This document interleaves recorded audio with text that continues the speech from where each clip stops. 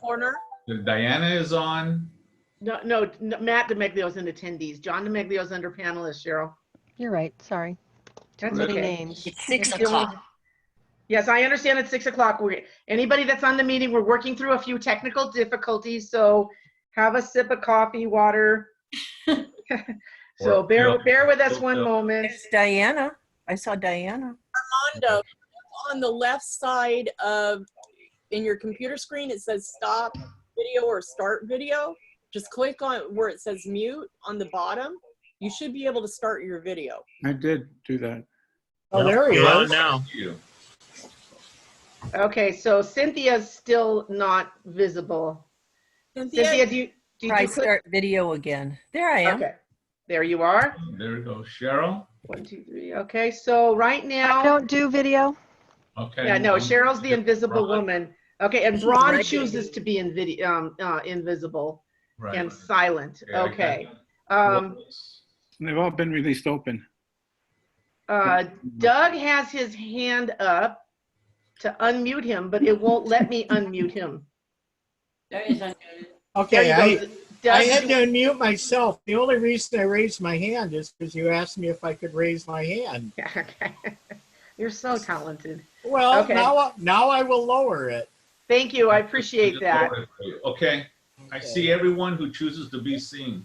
Ray, something that I did just now as a co-host that allowed other people not to have to become co-hosts. Just for FYI, I went down at the very bottom of our panelist participants list and went to more. You click more, the arrow down, and you read, it says allow panelists to start their video. And that's what I did. And all of a sudden, Dan and everybody was able to do their video. Unfortunately, I don't have that. There's Braun. I see Braun. Because I clicked on it, it said allow panelists to start their video, and then all of a sudden Cynthia and, well, Cynthia's a co-host, but Diane Nave was able to, so was Dan, Cheryl was, Sophia. It worked. We're all on now. Oh no, Braun needs a haircut. Yeah, so that's what I did, and that assisted in. From the top or from the bottom? Which one? Okay. Do we have everyone that needs to be here? I got one. No, Mary Chan is messaging me that she doesn't see where the meeting connection is. Oh, gee. What? So go back to your email. Okay, I have 12 on so far. You've got a quorum. Yes, we do have a quorum. So, Ray, the only people missing, Mary and Chris. Is Chris here? Yeah, he's Here. on. Chris Valle. There you Yes, are. I'm here. Okay, I couldn't see you. I was looking at the bridge. All right, so Okay. Ray, and in attendees, we now have 10 attendees. Oops, Gwen got into attendees. She just got, oh, I'll just move her over. Hey, Julian is there. Oh, good, then maybe he can help if we have any difficulties. Yeah. Okay, I just moved Gwen, but where is she?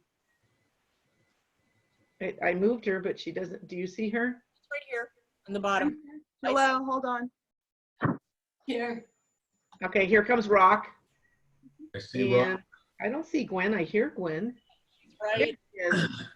Okay, Hey, Julian, this is Ray. I have, we ran into some problems and I promoted you to panelist just so that you might be able to maybe navigate through some of them.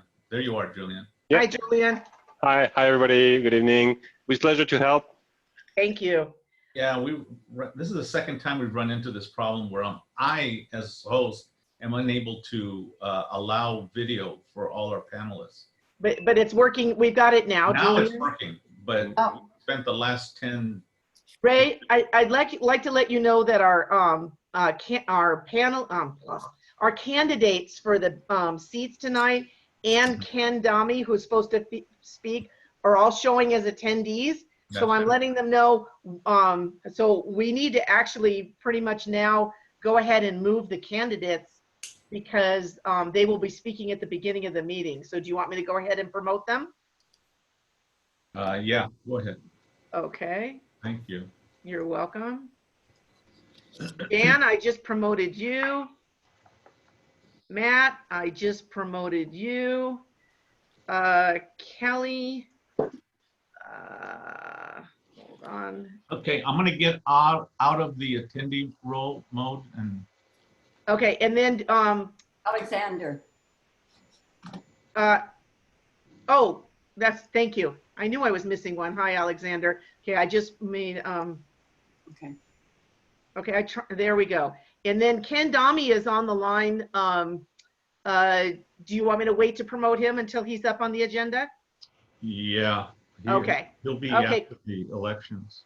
Okay, good. Then we are good. There's one person with just a phone number I don't know. So I think we're ready to start, Mr. President.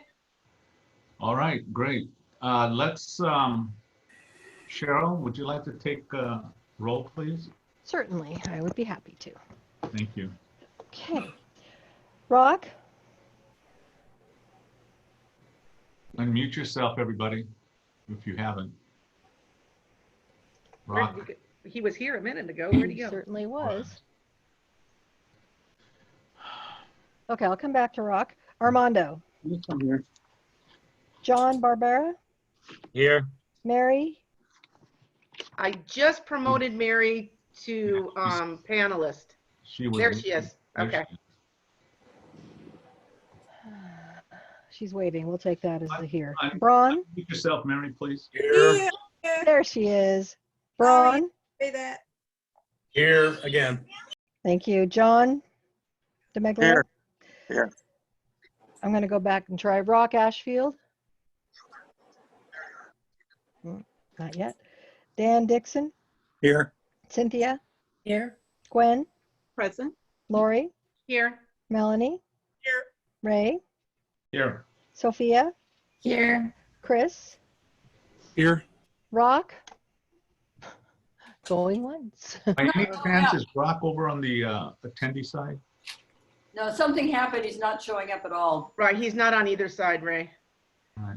He must have had some technical problem. Right. All right. Well, Okay. when he comes back, just let I'll me let you know, Cheryl. Perfect. Thank you. Do you want me to put up the agenda, or how are we going to do that? That would be awesome. Ray, you ready for the agenda, or do you want to just start with elections first? Well, Diana, are you prepared to run the election? Sure. All right. So why don't we go to elections and you can take them as you see fit, Diana. Well, on the agenda, the education seat is first. Okay, we had 7 applications for our 3 vacant seats. 2 of the applications turned out to be people who were not eligible because they didn't live in Northwest, and they were running for a residential seat. One of them decided to withdraw, so that left us with 4. And so we're going to start with the education seat. But before we do, what our bylaws say is that we will select from among the qualified candidates by a voice vote. A majority of votes cast is needed to be elected. If no candidate receives a majority, then there's a runoff, but that wouldn't apply here.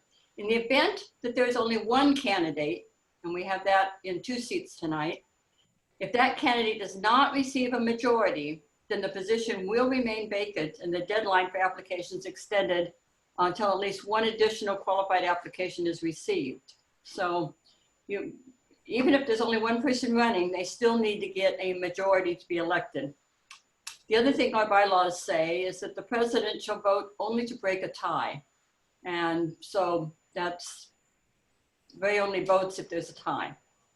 Okay, so the first seat is our education seat. And yeah, our education seat, you said, is first? Yes. Okay. Diana, excuse me one second. I'm gonna, myself too, I'm gonna ask everybody else to mute themselves so we don't hear any background noise like I just heard on mine. Okay, and You should ask for a vote, right? when you vote, you have to turn it back on. The education seat is anyone who is 16 years of age on the day of the election who represents a school serving stakeholders within the boundaries of Northwest. And so the candidate that we have is Kelly Miller, who works at 7th Street School, which is in our area. So we're going to ask all of the candidates, starting with Kelly, to speak for 1 minute. And then after all of the candidates have spoken, then we'll have an opportunity for questions and then we'll vote. So Lori, are you timing them?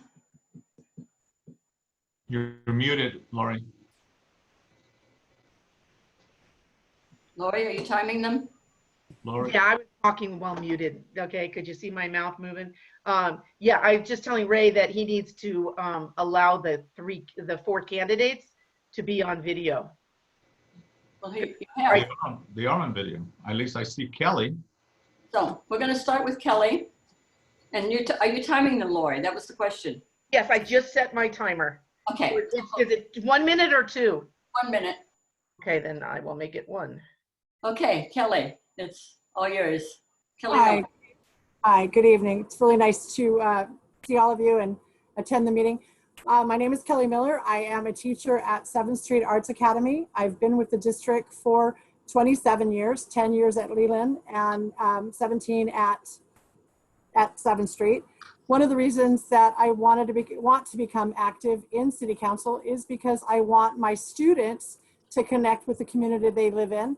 I'm blessed to live and work in San Pedro. I love the town and want to become more active within it. And I want to be able to represent our city for my students and for our families to be a part of our community. So this is a great opportunity for me to be able to work within our community and give back to my school also. Thank you, Kelly. Thank you. The next seat is the residential seat. And the residential seat is basically the area between, it's a Vista del Oro area, basically the area between Peck Park and about 9th Street. And we have 1 candidate for that who lives in that area. And it's, I'm not sure, you say Alexander Norman?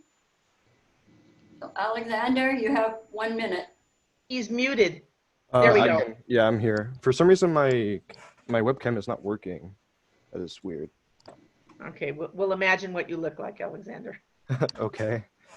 My name is Alexander Norman, and I'm running for the residential seat.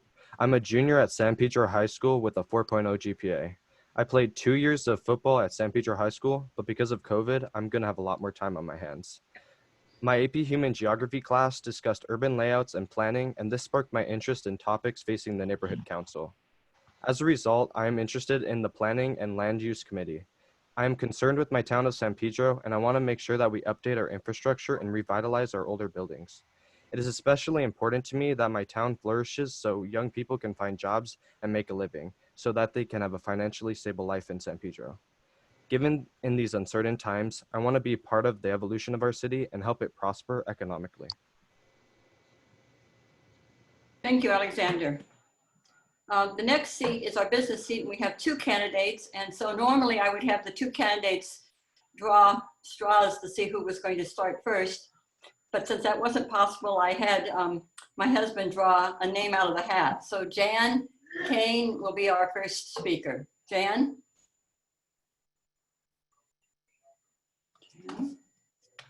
Where's Jan? Don't see her. There she is. It just shows a blank spot. Jan, can you hear us? I saw her earlier. Yeah. Well, in that case, I suggest we let Matt speak first, and hopefully whatever her technical problem is will be solved. Okay. So our second candidate is Matt D'Amiglio. Cool. You guys ready for me? Yes. Good evening, neighborhood council members. My intentions for joining this board is to represent the business community. In the times we are in, businesses are closing left and right. Property management rents are unable to be collected. Restaurants are unable to operate indoors, and recreation spaces like movie theaters are unable to open. If elected this neighborhood council, I will follow the bylaws and standing rules. If I see a motion I have a different opinion with, I plan to make my comment within the time I am given and motion an amendment to be seconded and voted amongst the board. I do not plan on having any large disputes on an item. When the community thrives, business thrives. And I just want to stress that I've been part of this board for 5 years now, and I have some background. So yeah, thank you.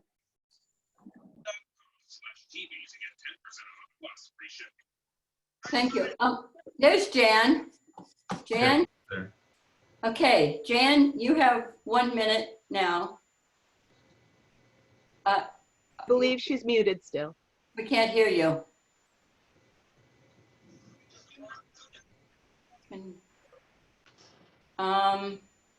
You're muted, Jan.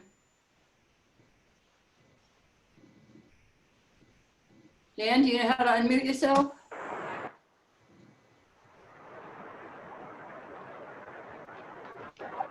Bottom left-hand corner, it should say mute or Doesn't appear that she is muted, at least. So it looks like a technical issue. I wonder if it's not a technical issue on their side on the microphone. Maybe she can call the meeting, and that way with the phone she can talk. Jan, if you can hear us, do you have the call-in number for the meeting? I can give it to her. So Jan, nod your head if you can hear me. Okay, here's a toll-free number to call, 833-548-0282. And the webinar ID is 921-4521-3114, and then you press the pound sign.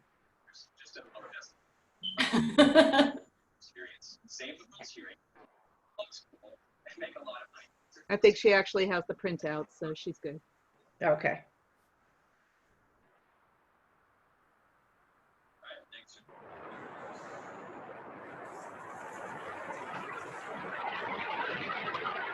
Challenging times we live in. Yeah. Looks like she's transcribing it.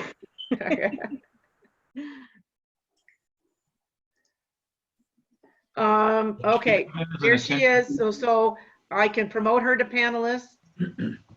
Okay, can you talk to us now, Jan? On her phone. Oh, unmute that. Jan, still muted. I don't know which phone number is hers. There's four people. It says Jan Kane. It just popped in. Yes, but there's phone numbers on the panelist list. Okay. Jane, does your number end by 462? Does your phone number end 633?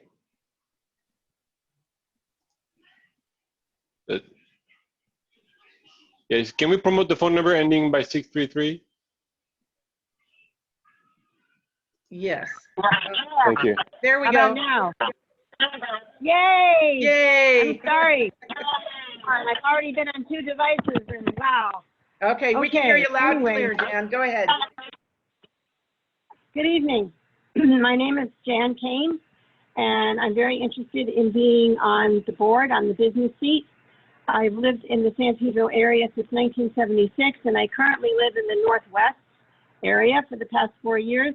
I own a large commercial building on 6th Street in downtown San Pedro that housed 3 businesses, People's Place, Janny's Space, and Janny's Showroom. I believe in San Pedro. I love San Pedro. I chose to come here. I want to make it work. I have a lot of great ideas and a lot of things to share. I believe that all the neighborhood councils are kind of intertwined and one impacts the other one. And I believe there's a positive way to encourage and foster growth for all of San Pedro, while still maintaining all the eclectic charm that we've had that you see in the movies and on TV and everywhere else. So if I am chosen to serve on this board, I believe I have a lot to offer. I'm willing to work really hard. And all my ideas for San Pedro, those are my sincere passions. So thank you very much. That's perfect. That's time. Thank you. At this point, we will, if there are any questions or comments that any board member wants to make, you could have up to a minute to make them, ask a question or make a comment. Any question to be directed would be, even if you direct it to one candidate, all all four have the opportunity to answer it if they so choose. So, I guess I'm I'm trying gonna, to see where the raise your hand is for the panelists. it's at the very bottom, over where it says panelists at the very bottom right. You push it and you can't see it if you're a co-host, only if you're a panelist. Okay. So. Okay, so I will, I do not see any raised hands. well, wait, I'm trying to raise mine. You're a co-host, you're gonna have to raise yours visually, probably. Yeah, Laura, you don't have the feature when you call. So if you want to raise your hand, you Okay. actually have to raise your hand. Okay, well, first of all, Gwen Henry has her hand raised. Well, I was testing it out. Okay, so wait, hold on, because I have to set the timer. Okay, go ahead, Gwen. Well, Jan, yeah, welcome. So you've been here for 4 years. I was just wondering what your general impressions are of San Pedro. I'm somewhat of a newer person too, and here I am. And what committees might you want to participate in? Okay, so now Jan has a minute to answer. Jan?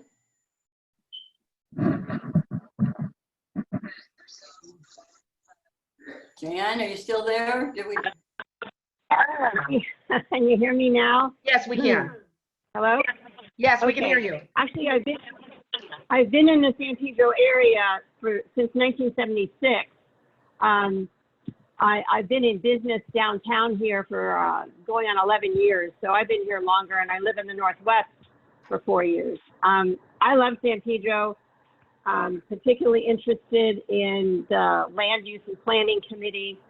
I'm interested in just trying to revitalize all of the areas of San Pedro.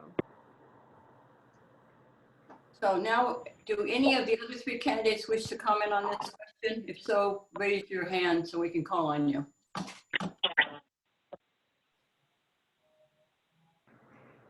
I don't see any raised hands. Was there any? So Lori, you had a question or comment. Yes, I did. Thank you, Diana. First of all, I want to say it's really exciting that we have some new candidates, some new blood to freshen up our board, add some challenges to us. And I really look forward to the opportunities. I love to see that there's a youth member. Being the youth advocate that I am, I think that we need to keep recruiting more and more young people. That's awesome. And I'm just looking forward to the opportunity to work with some new people on our board. That's all I really wanted to say. No questions. Thank you, Diana. Okay, I don't see any other raised hands. I do not either. You? Okay. In that case, we'll start the voting. And then our first vote will be for the education seat. And who's calling the roll, Cheryl? Certainly, I can do that. Okay. So the first seat is for Kelly Miller. And so you'll either say yes or no when your name is called. Rock Ashfield?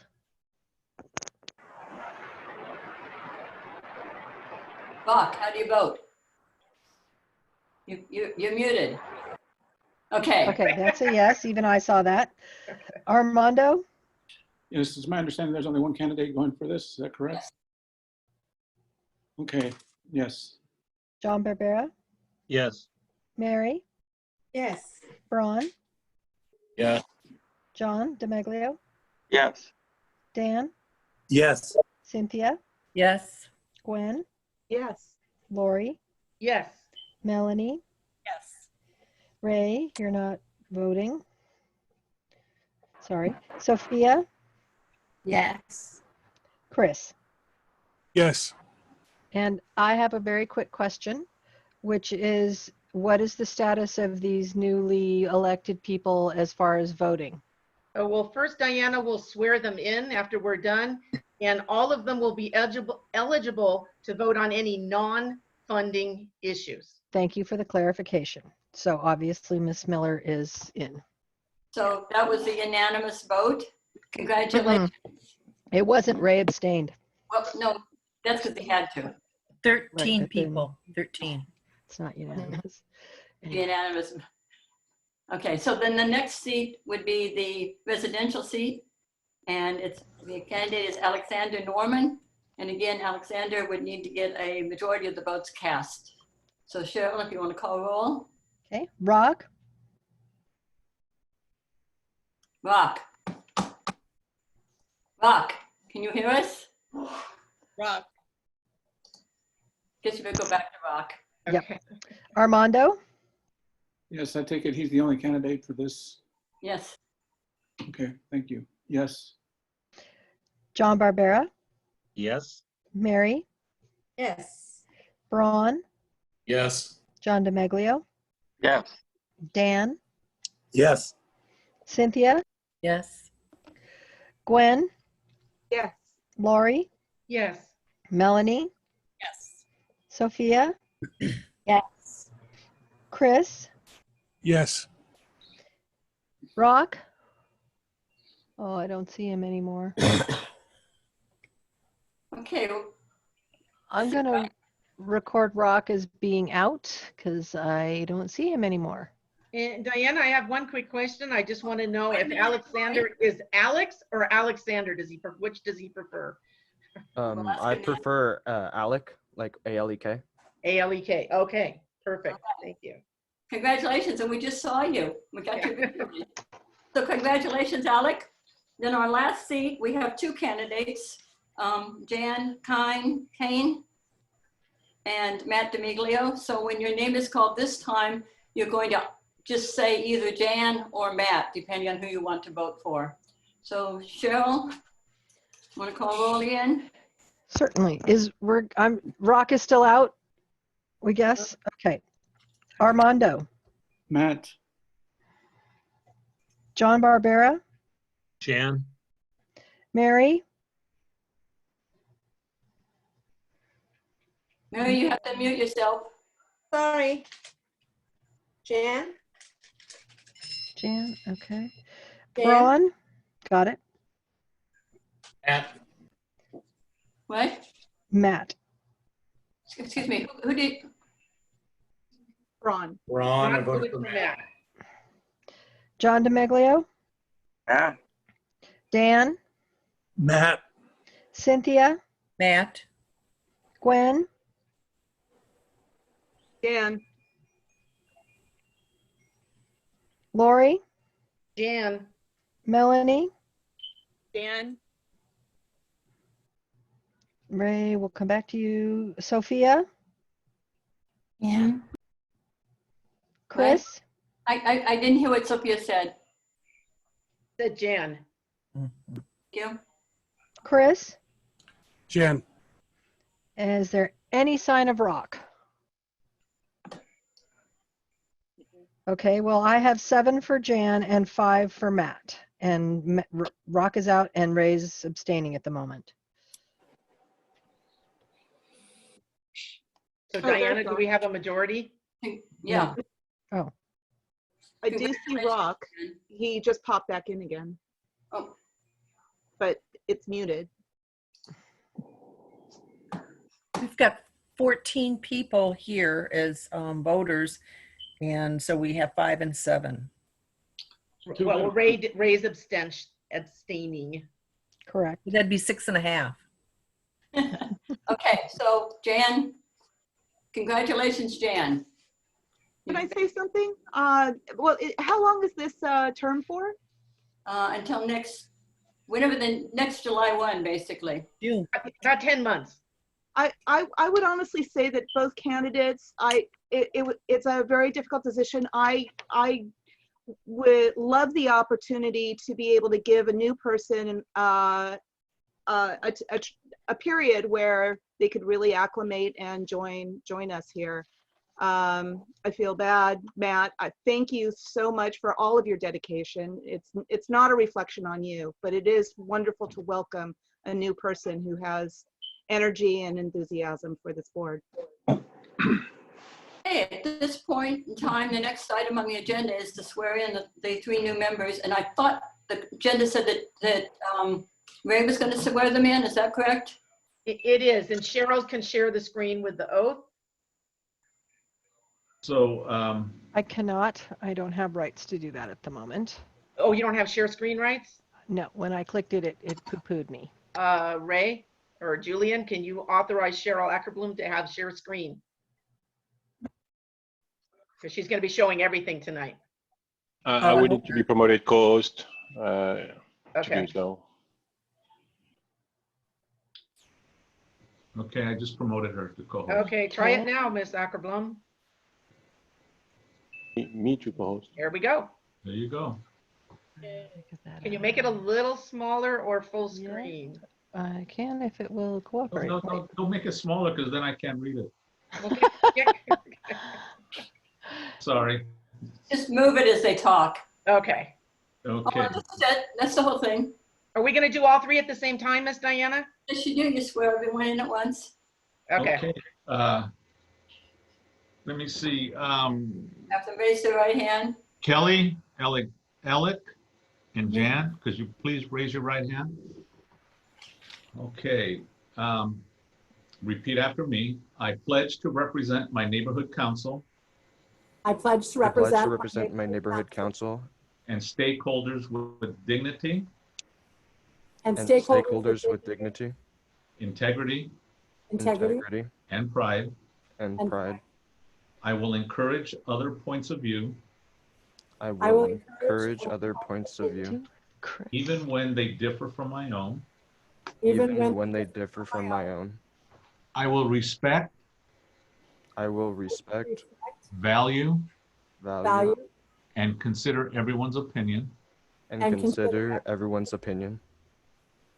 I will adhere to all local, I will adhere to all local, state, state, and federal laws, and federal laws, as well as hold other board members as well as hold other board members accountable to do the same. accountable to do the same. I will find the good in my neighborhood, I will find the good in my neighborhood, praise it, and promote it. praise it, and promote it. I will work to honor diversity, I will work to honor diversity, build community, build community, forge bonds with neighboring communities, forge bonds with neighboring communities, and promote participation in city governance, and promote participation in city governance and the decision-making process and the decision-making processes to improve the quality of life for all stakeholders. to improve the quality of life for all stakeholders. Can you raise the document, please? Thank you.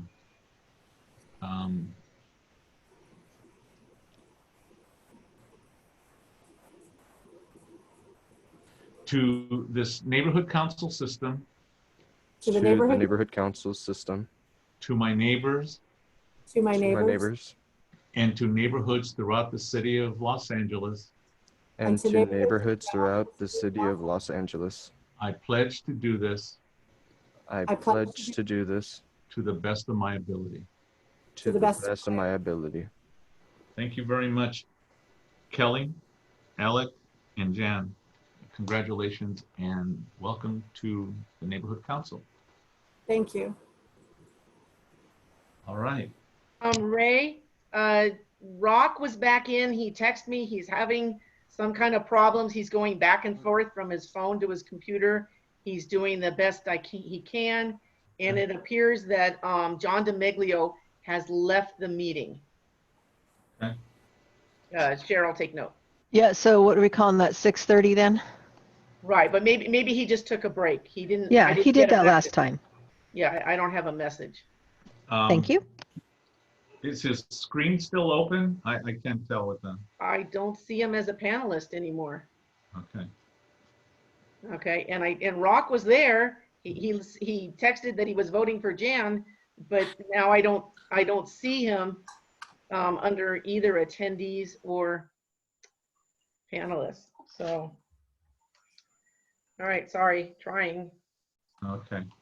Well, let's move on. We're going to go on to the executive committee. Just as a reminder, any single address by board members shall be no longer than 2 minutes. A board member may speak a second time after all board members have had an opportunity to speak, if time allows. Reminder, this is a reminder. We heard from the mayor, and we'll talk a little bit about that later, but we heard from the mayor that first of all, the census has been extended through September, I believe. And it's really important that we make sure that we ourselves have filled out the census information. And if you know people, please remind them to do the same. We really need to encourage people to fill out the census. I want to make sure, especially with our new members, that all board members are required to maintain updated training for ethics, funding, and code of conduct. Please remember to do your training as soon as possible. If you have any concerns or any problems, please let myself, specifically more, let Lori know so she can make sure that we get ourselves or get yourself registered with the training situation there. Now, the next thing is we have an invitation out to Ken Dami. Is that the right way to say it, Ken Dami? Or oh, you're muted. Can you hear me now? Gotcha. Yeah. Oh, great. It's Dami. Dami. Okay, great. Ken was invited by Melanie to talk a little bit about, I guess, an incident that occurred in our on the Phillips 66 property. He will talk a little bit about that, and if time permits, we'll answer a couple questions. But Ken, it's all yours. Great, thank you. Thanks for having me, everyone.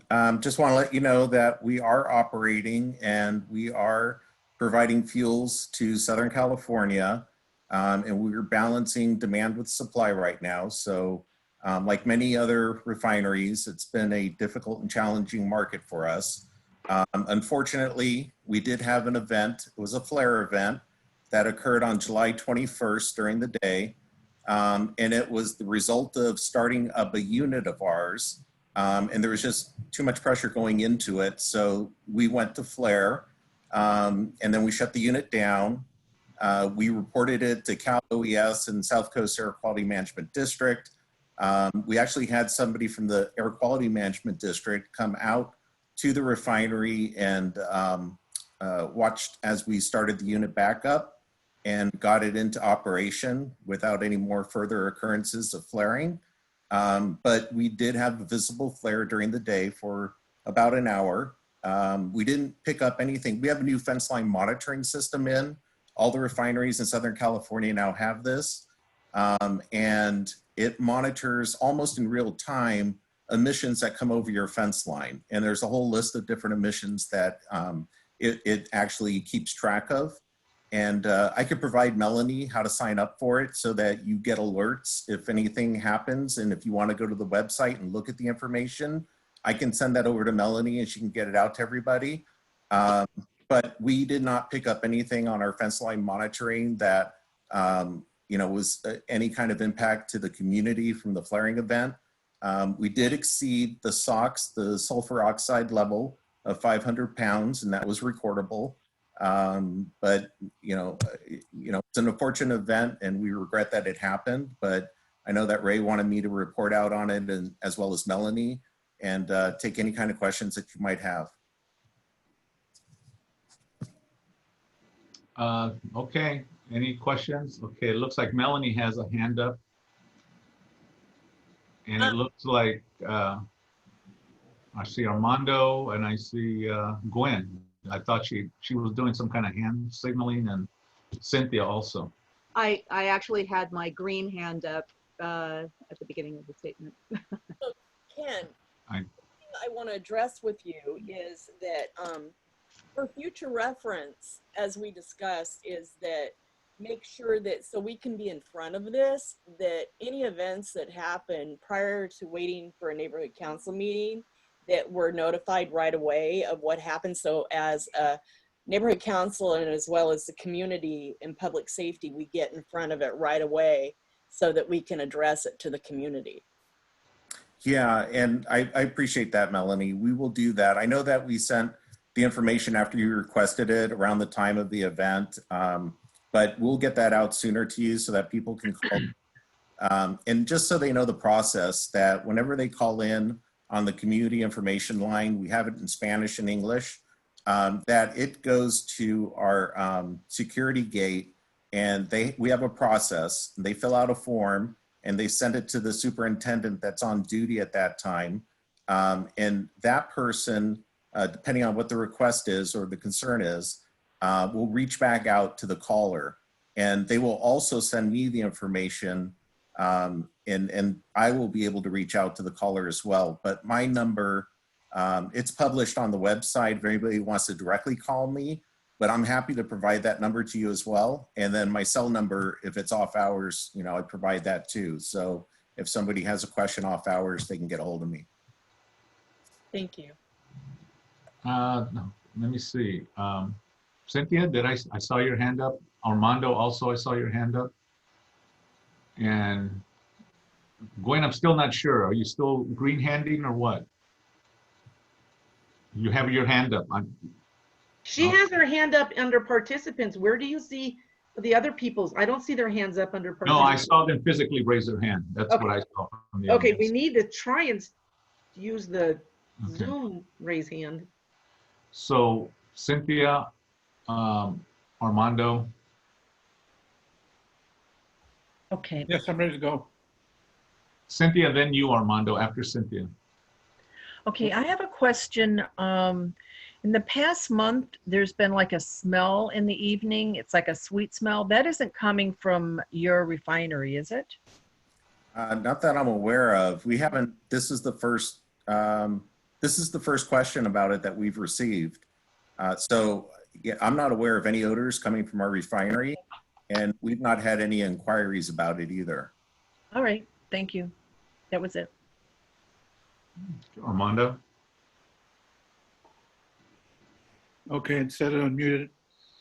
Yes, I saw that the evening that flare up happened. I saw it from my residence, and I saw another one behind it had gone off also.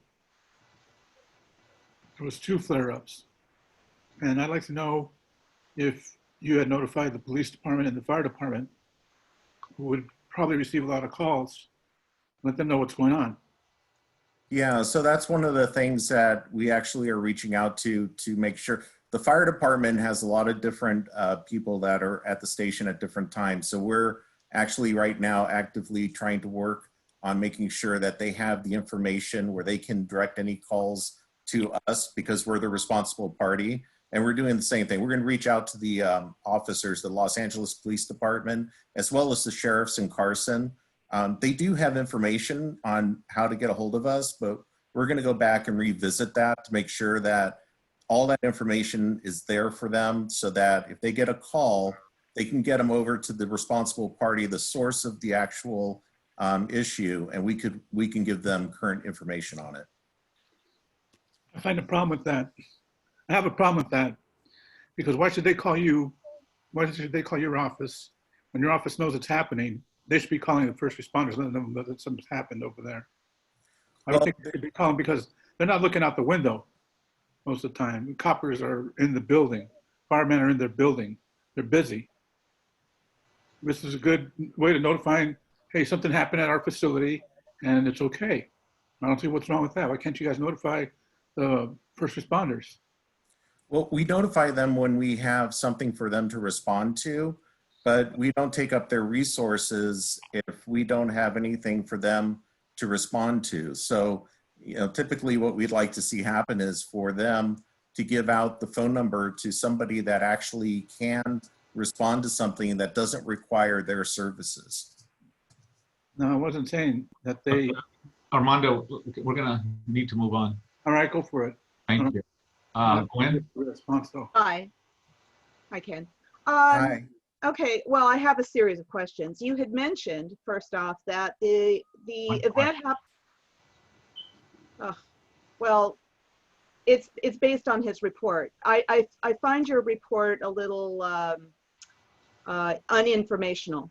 I have actual documentation. Well, you say that it happened during the day. What time of day? And I actually have a video that shows what Armando reported, which is additional flares, a flare in one location, a flare in another, and it is definitely when the sun is not up. This isn't just a daytime event, and I'd like a little clarification on that. The time of day of it occurred, the time it ended, the analysis of the flare up, what happened specifically, the report on how to keep it from happening again. And you mentioned that it exceeded the sulfur oxide emissions for the day, for the year, for the month, how much, what is normal for a day, and what was the actual emission for that event. Thank you, Gwen. That's your time is up. So that was perfect timing. Okay, so the event that I'm talking about occurred on July 21st. There was a flare that was, it was a flaring incident from about 12:47 to 1 p.m. And then there was another flare incident, and we had more than one flare go off for the same reason, from 2:58 p.m. to 4:12 p.m. We exceeded the SOx emissions by 500 pounds for the time of the flaring event. So it's not by day or by year or anything like that. It's actually for the time of the flaring event that actually occurred. And what was, I think you had maybe one other question. I might have missed it. Actually, the report as to the analysis of what occurred, what happened specifically, how to prevent it from occurring again. Okay, great question.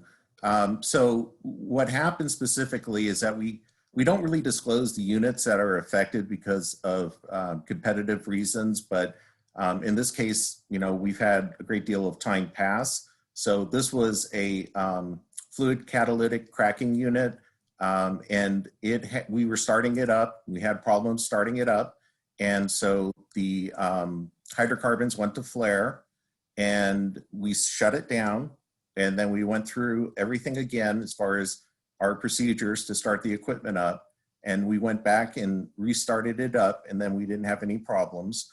The investigation as to what actually caused the flaring to happen, well, I could say one thing first is that the valves that opened up that caused the flaring, they worked the way they were supposed to.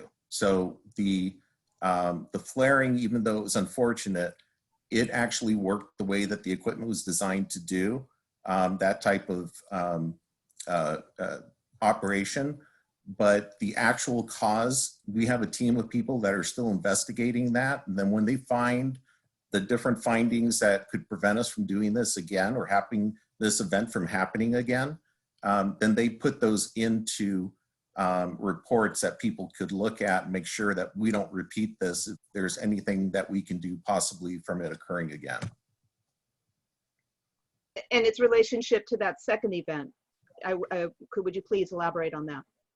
It was the same thing. There were the two flares were, or the two flaring events were for the same reason. Thank you, Gwen. Anyone else? Mary Chan has her hand up, Ray. Oh, there you go. Mary? Hi there. Hi, Mr. Ken. Hi. So I see that you said 500 pounds emissions increase. Was there any, I'm sorry if I didn't read it correctly, were there any fines to Phillips 66 for that incident? Not that I'm aware of.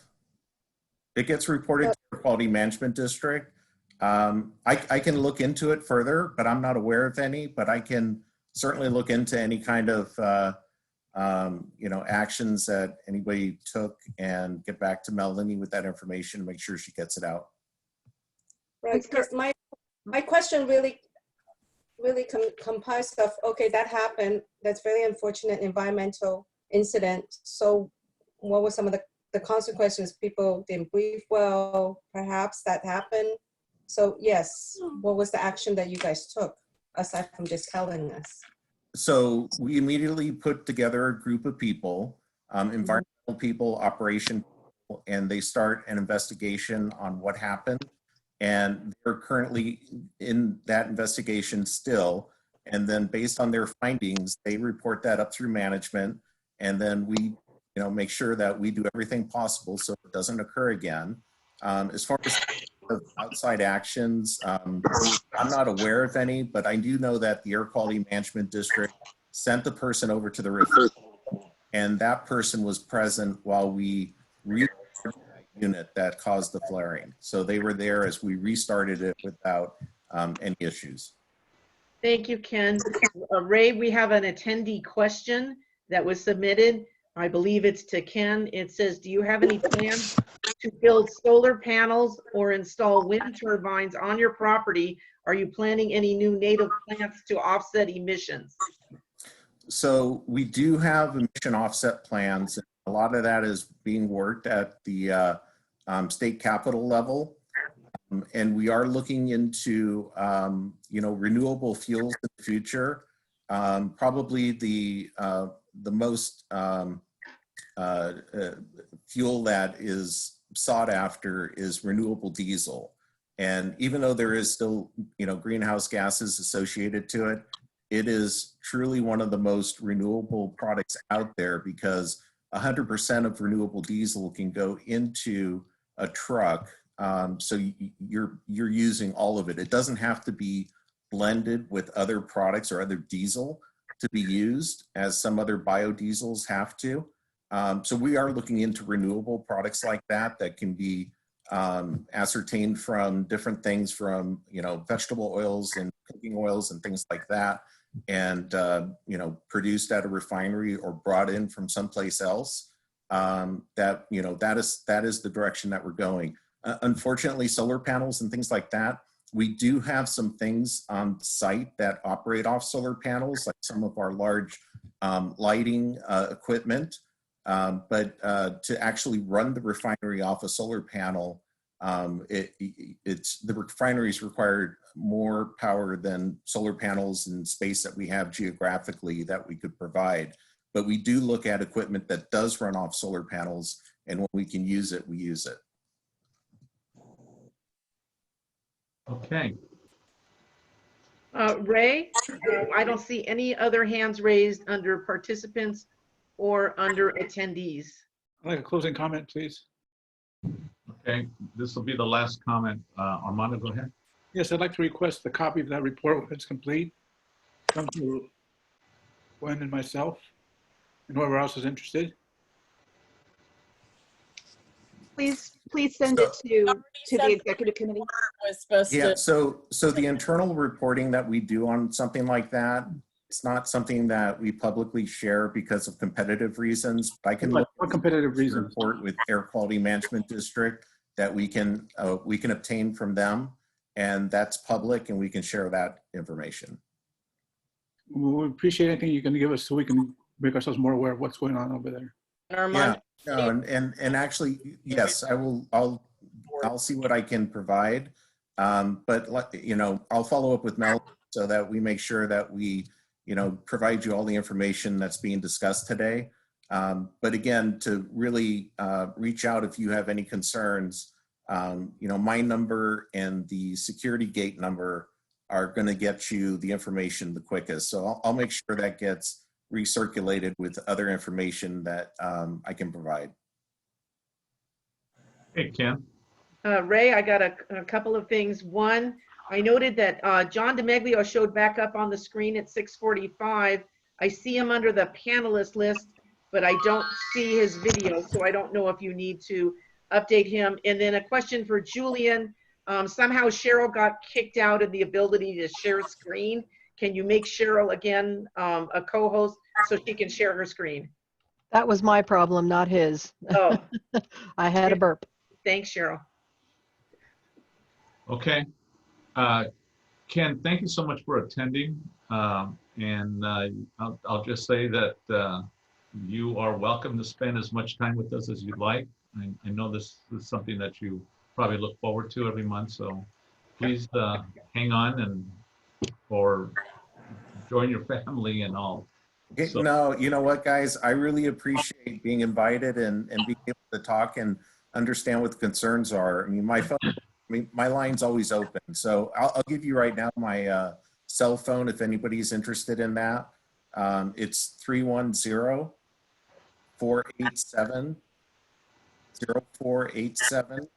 And again, I'll follow up with you, so I make sure that, we address everything that was brought up today. But, I really, truly do appreciate being able to have the dialogue. I mean, talk about things that are sometimes difficult to talk about, but make sure that we are addressing what the community's expectations are of us. And it's really important for us. So I appreciate the time.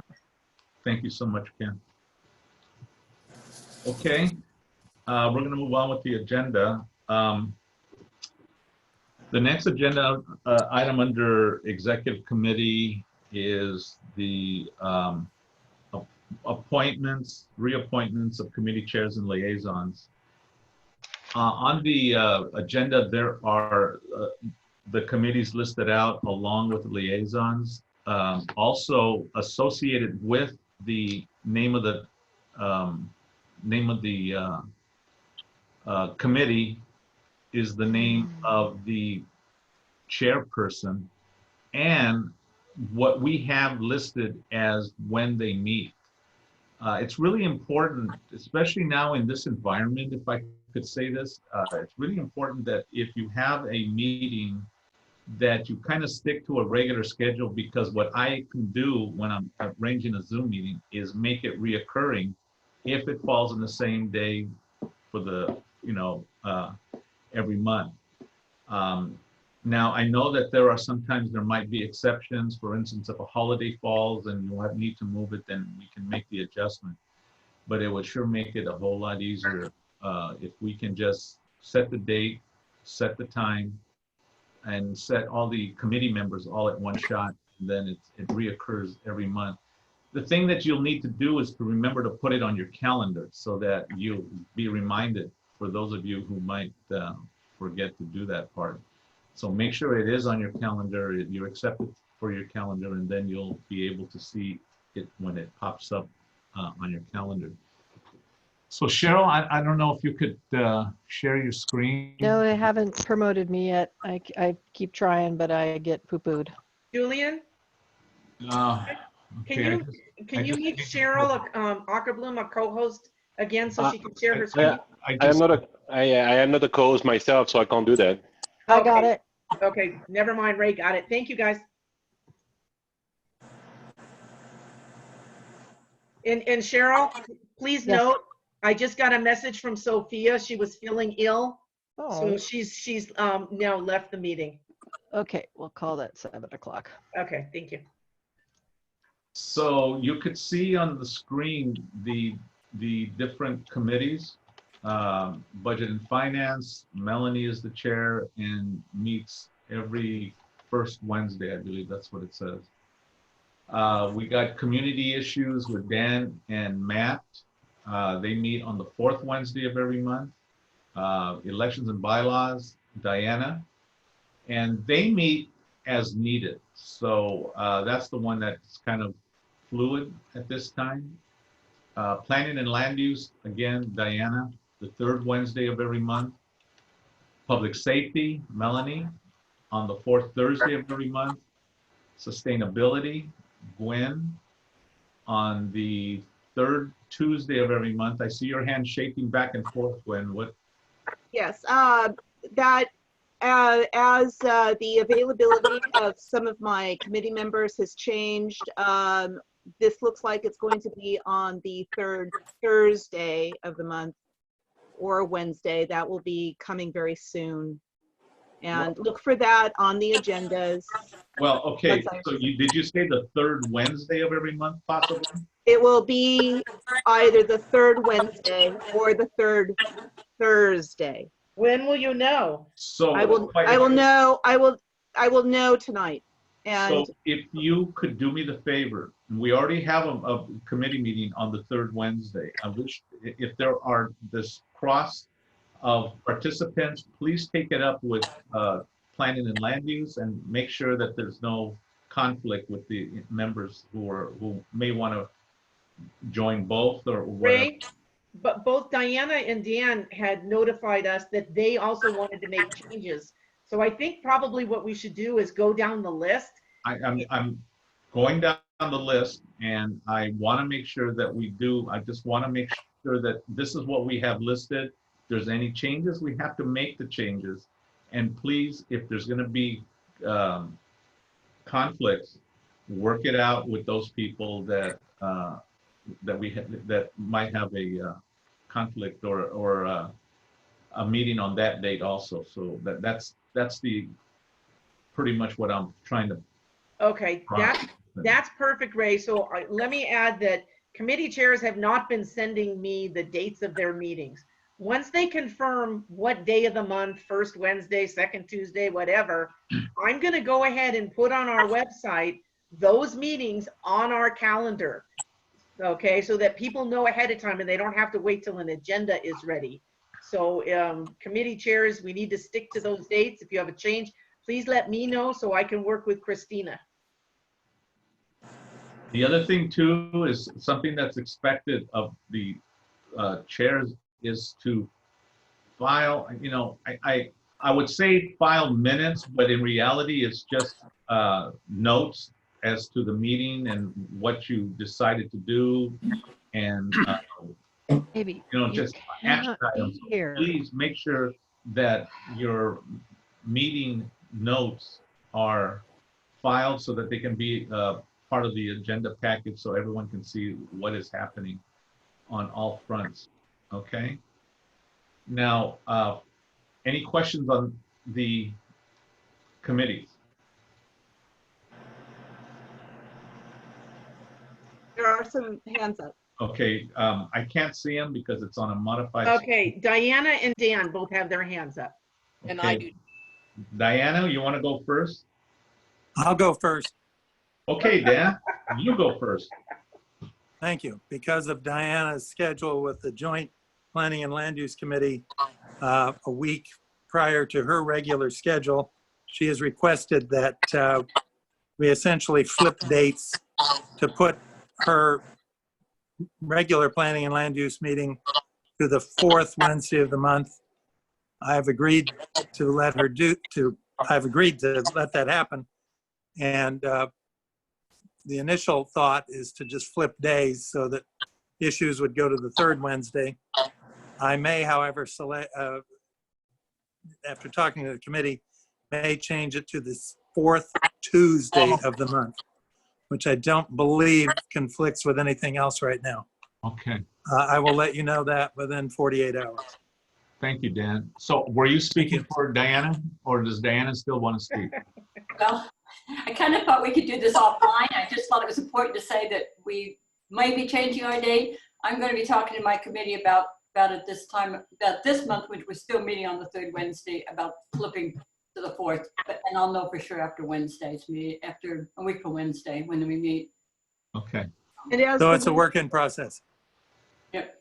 And if I can just say, please let me know at your earliest convenience so that I could schedule your meetings on Zoom. I have a very full work schedule right now, as it's kind of been since we've been out on working from home with this situation, COVID. So, so the largest amount of time to be able to give me so that I can schedule your meetings, that would be appreciated. So I have my hand up. So does that mean public safety is okay now then, Dan, for fourth Thursday where we aren't going to have multiple meetings?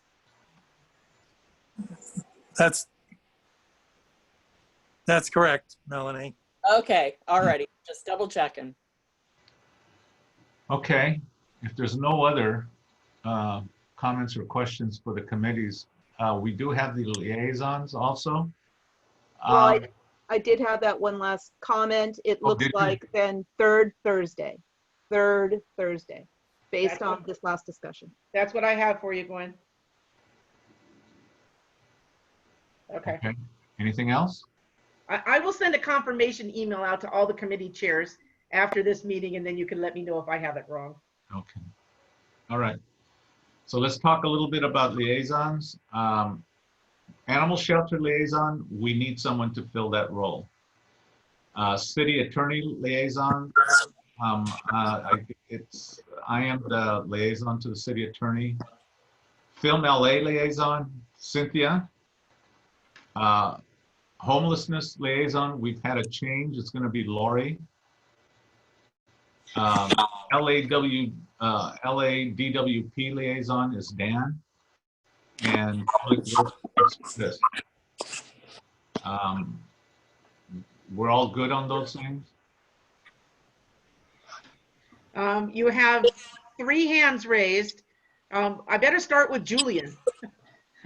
Start with Julian. Hi, thank you. I wouldn't be offended if you start with the others, no problem. Just one thing, I just want to remind you that we have now a data liaison position. The data liaison will be a person that can be a board member or a stakeholder, and will be trained to use the different data tools that we have, especially mapping tools. So if you want to create visual mapping of your specific area, we will train the data liaison. We will also train this individual to do community survey that that can be shared with the community if you have a specific interest. So if you are interested, don't hesitate to appoint a data liaison. Just for you to know, it's better to have a little bit of computer science knowledge and to own Okay, your own computer. I'm sorry, Julian, what did you call this role? Data liaison. Data liaison, okay. Okay, so Gwen is jumping up and down in her seat at that one. And then we have Jan Kane actually raised her hand next. Okay. Yes, can you hear me? Yes, we can. Okay. I'd like to know what the animal shelter liaison consists of. Let me be completely honest with you. The liaison is supposed to be able to, work with a particular city department or city function. The animal shelter liaison, actually, I'm not aware that there has been more than maybe 1 or 2 meetings the whole time we've had it, or request for liaison. But we do have an animal shelter in our area. And our previous liaison would actually go and check up on the animals to make sure that they are taken care of. I do remember there was a few very cold winter evenings where she actually took donations of blankets, if I remember correctly, and passed out blankets for the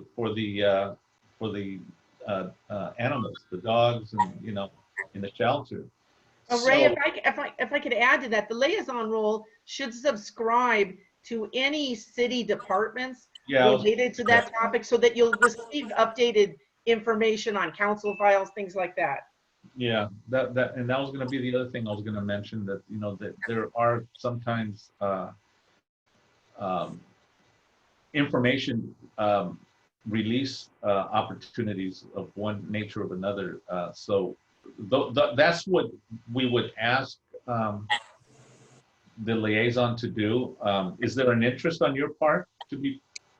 Possibly. I just, being new, I just had no idea exactly what the work involved. Right? I think you have to be able to talk to the animals. Oh, I'm good at that. There you go. Just one. Thank you for that. There was a movie they made. I don't know. Thank you, Rob. So that would make her Mrs. Doolittle. I mentioned that they do have regular spay and neuter events and things like that. It would always be great to share that with the community and through outreach. Good point. So, if Jan is interested, I could offline talk with her and fill her in on the role. Okay, that would be great. Okay, thank you, Jan, for you. possible interest.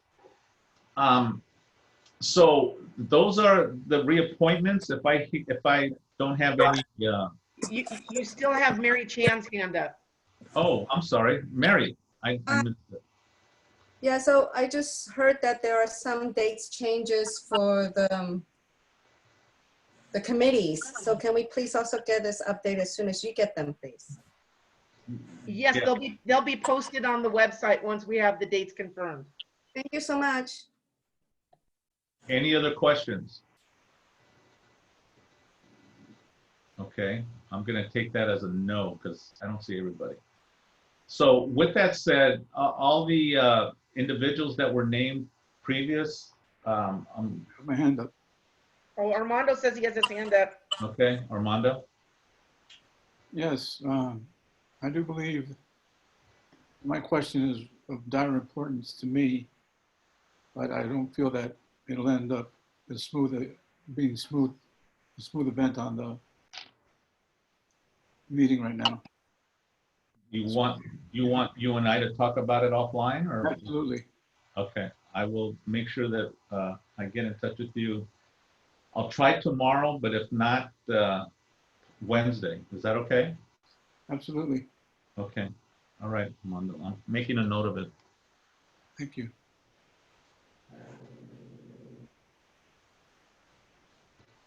Okay, Tuesday. Okay, great. Thank Ray, you. Yeah. on this one topic, I just want to add that new board members will be needing to join a committee. And because we can't have a quorum of a quorum, some of our committees are currently full. Okay, so right now, to my knowledge, the committees that have open spots are planning and land use, public safety,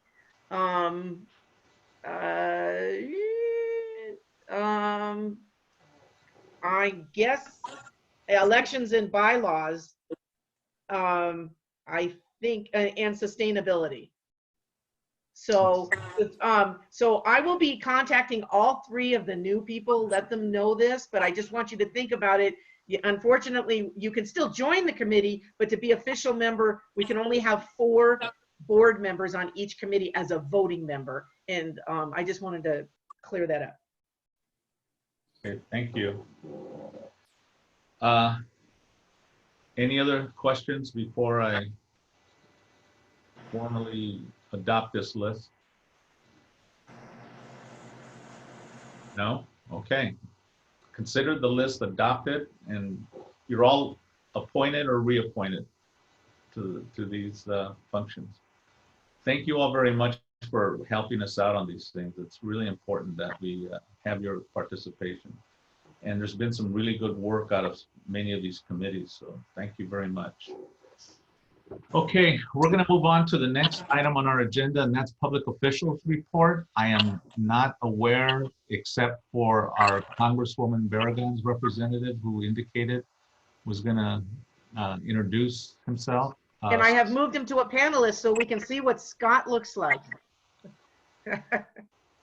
That's right. Scott, are you there?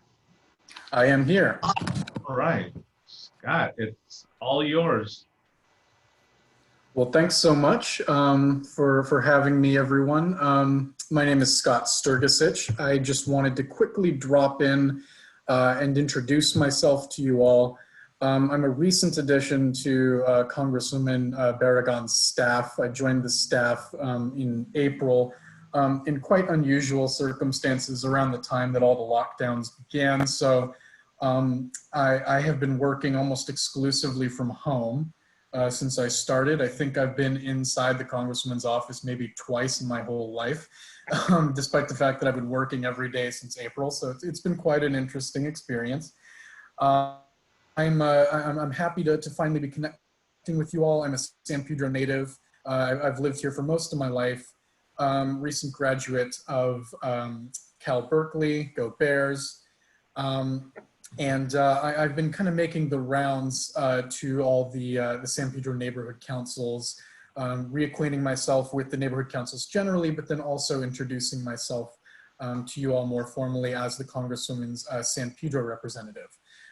So I'm responsible for San Pedro, for the Port of LA, labor issues, things like that. So I wanted to make myself known to you all on the board and all the stakeholders listening, that I'm an open door, my inbox is an open door, and I would love to hear more from you all on various concerns and issues. I've already established some pretty great channels of communication with the other two San Pedro neighborhood councils, but I've yet to been able to join you all, so I'm really happy to do so. Lori, I know you have my email, I do. but I don't know if it's been shared with the rest of the board. No, it was a secret. I can share it to everybody, or you can actually probably, I don't know if you can type it into the Q&A, but I'll go ahead and email it to the board. I can do that.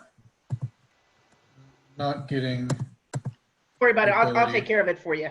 Okay, yeah. It is also a very long Croatian last name, so it's probably best that we just share that via email because my email does have my long last name in it.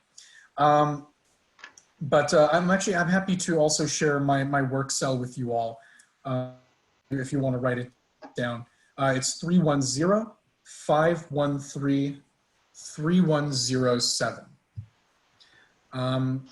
So I wanted to drop in, quickly introduce myself. Any more updates that you'd like me to provide, either here or down the road, I'd be more than happy to do so, as well as answering any questions that you might have. Obviously, there's just so much going on, and the situation is fluid daily in Congress and around the country. So I'm more than happy to answer questions and keep working with you all in the future. But yeah, happy to join you, and thanks for letting me take up some of your time to introduce myself. Thank you so much, Scott. You can always send us, even the day of the meeting if you have to, but a couple of days earlier, a written report that we can post in our agenda packet. At this time, I do not see any hands raised under the participants or the attendees. I just saw Chris's hand go up. Chris Valle? Yep. I'm looking, okay, are people using the raise hand function? I was just wondering if you could repeat the phone Only way number. they can use it is if they aren't a co-host. Okay, I'm sorry, Chris, you wanted the phone number repeated? Is that what you said? Yes. Yes. Sure, be happy to do that. My phone number is 310-513-3107. My name is Scott Sturgis. Thank you. And we now have a hand from Gwen Henry.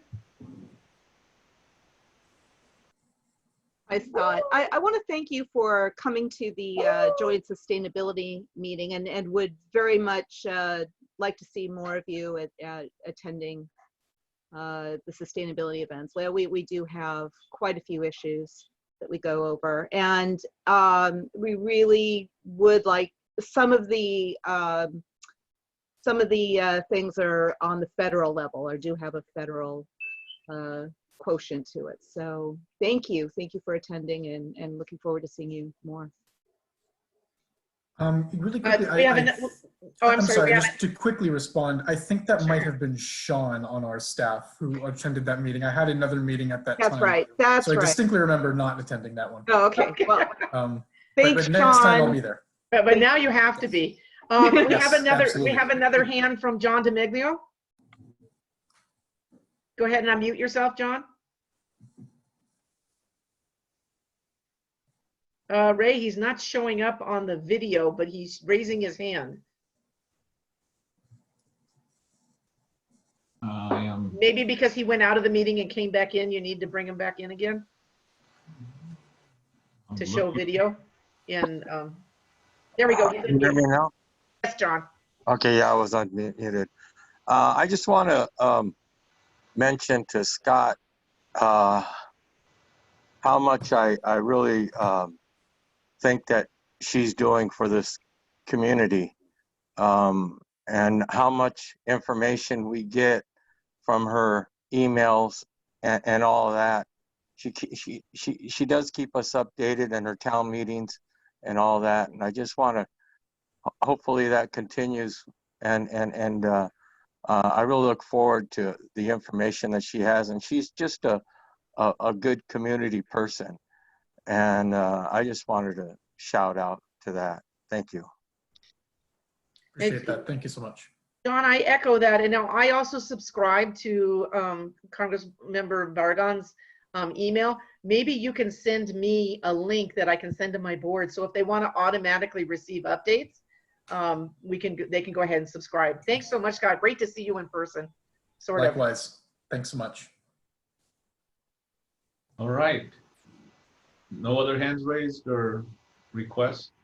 Not that I see. Okay. So I was notified that we do have other members of representatives from government departments and so on. And one of them is Julian, and I also found out that Octaviano is on a phone line, which threw me off. Which phone line is he? And I could move him over. 1462. Okay, I will. Oh, for some reason I cannot move him over. You'll have to do it.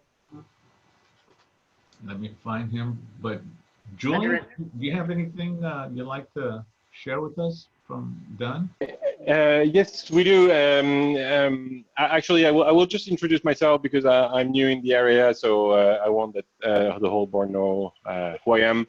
And then I will leave. I will let Octaviano making the department's announcements. So I'm Julian Antolin. I'm the Director of Innovation for the Department of Neighborhood Empowerment. We recently reorganized the department due to mainly budget constraint and staff shortage. So we, instead of having 3 regional directors, we have now 4. So I'm in charge of the west side and the harbor area. I was already a little bit involved in the harbor in the past by working with Central San Pedro and Coastal San Pedro. And prior to being in that position, I was never an empowerment advocate for the East and Central area. Very quickly about my background, before joining the city of Los Angeles and actually before joining the USA, I was a chief of staff for the deputy mayor in the city of Paris in France. And I was involved in public participation policies and civic engagement policies. So that's more than 10 years now that I'm in this field of making sure that we develop as much as possible program to increase participation of people in the decision-making process of local government. Prior to that, I was working in the non-for-profit in Colombia in microcredits, providing financial services to people that were not, that didn't have access to the banking system. And prior to that, I was the head of risk management for an asset management company of a big bank named HSBC. So that's my background. In the department, I will work with Octaviano and with Freddie on the direct support of neighborhood council operation, also with Grace on every project related to innovation. So I just wanted to make sure that when you see my name now, you recognize the face. And of course, I am more than happy to answer any questions, and feel free to contact me. I think you are lucky you work with Octaviano, who has an amazing experience in the neighborhood council system. And once again, happy to be with you. Feel free to ask any question. If it's not now, it can be later by email. Feel free to contact me when you want. I'm usually try to be responsive as quick as possible. Thank you. And if there's no specific question, I will leave Octaviano to do the department's announcement for this month. Is that my cue? Yeah, we can hear you, Octaviano. All right, cool.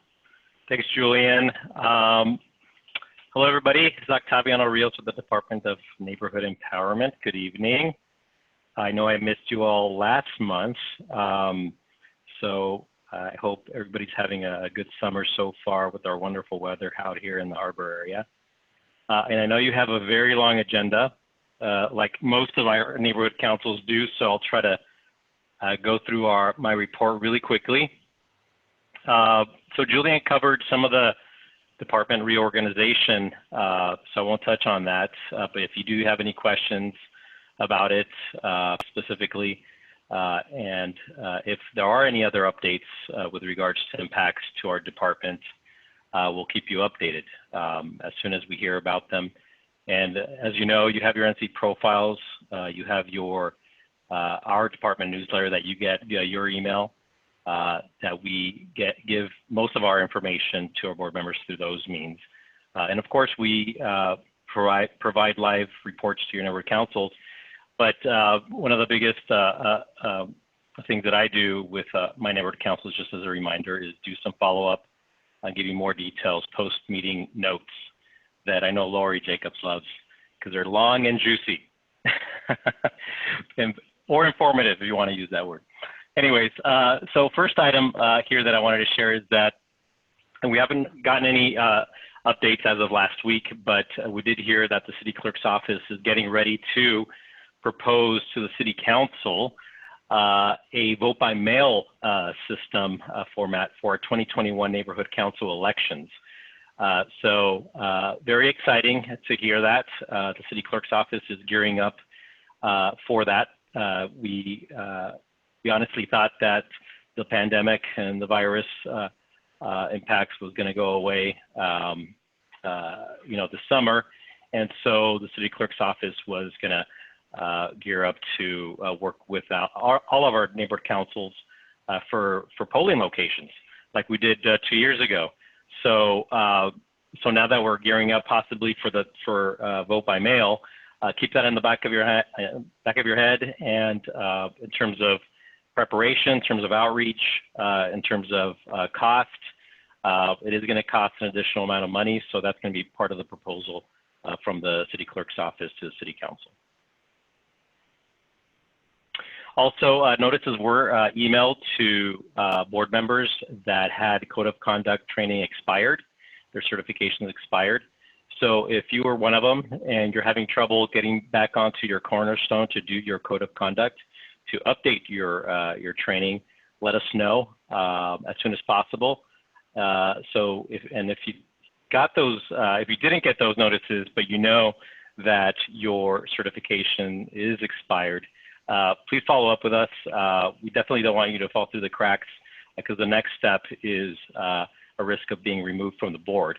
And we certainly don't want anybody being removed for minor technical difficulties or errors. So just a heads up on that. Next, the Empower LA website will be getting redesigned. A great opportunity for all of our board members and stakeholders to participate in providing feedback as to what currently works and doesn't work with our website. The department is hosting an information session for Monday, August 31st at 6:30 p.m. for about an hour. And to register for this event, you have to go through a special website. And I won't give it to you right now because it's long, but in my post-meeting reports, I will email you that link and hyperlink. Just click on it and register for it. That's August 31st at 6:30, from 6:30 to 7:30 p.m. A survey went out about perceptions you have about the social, economic inclusiveness and equity conditions in your communities. And we just wanted to take an opportunity to thank those who did participate in that survey, and that you can actually get the results of it at empowerla.org/data, empowerla.org/data. And Julia mentioned appointing an opportunity to appoint a data liaison or liaisons to represent you at various gatherings that the department hosts for these data liaisons. So won't go into too much detail on that, but if you have any questions about that, let us know. Also good news, last fiscal year, we compiled all the numbers, and neighborhood councils filed 647 community impact statements, 647 community impact statements last fiscal year. Last month, the neighborhood council filed 100. So we're off to a good start. Keep those action items going and those council files being influenced with your community impact statements from your neighborhood council. I know that your chair reminded the board about the census and the questionnaire deadline. The deadline is actually October 31st. October 31st. I had to double check on the internet, but we had a generous extension. We're still looking for our neighborhood councils to be our great partners in promoting the census questionnaires and submitting those. and then reminding all of our community partners, your community partners, nonprofits, churches, schools, to do the same, because there's still a lot of folks out there that are not filling those out for whatever reason. Last but not least, and I believe I reported this 2 months ago, but I'll do it again just in case I didn't. Unemployment and underemployment is a big deal right now. There's a lot of people that are furloughed. There's a lot of folks that are looking for jobs. I wanted to remind you that we do have a very big department called the Department of Economic and Workforce Development that hosts on a weekly basis calls with participants, unemployed businesses, business owners, those that are underemployed, to provide them resources and connect them with resources available not only in the city, but in the county, in the state, and federal government. So it's almost kind of a one-stop shop to at least get the ground running with getting connected to those resources. And to get connected to those calls, I would encourage you to promote this website. It's www.ewd,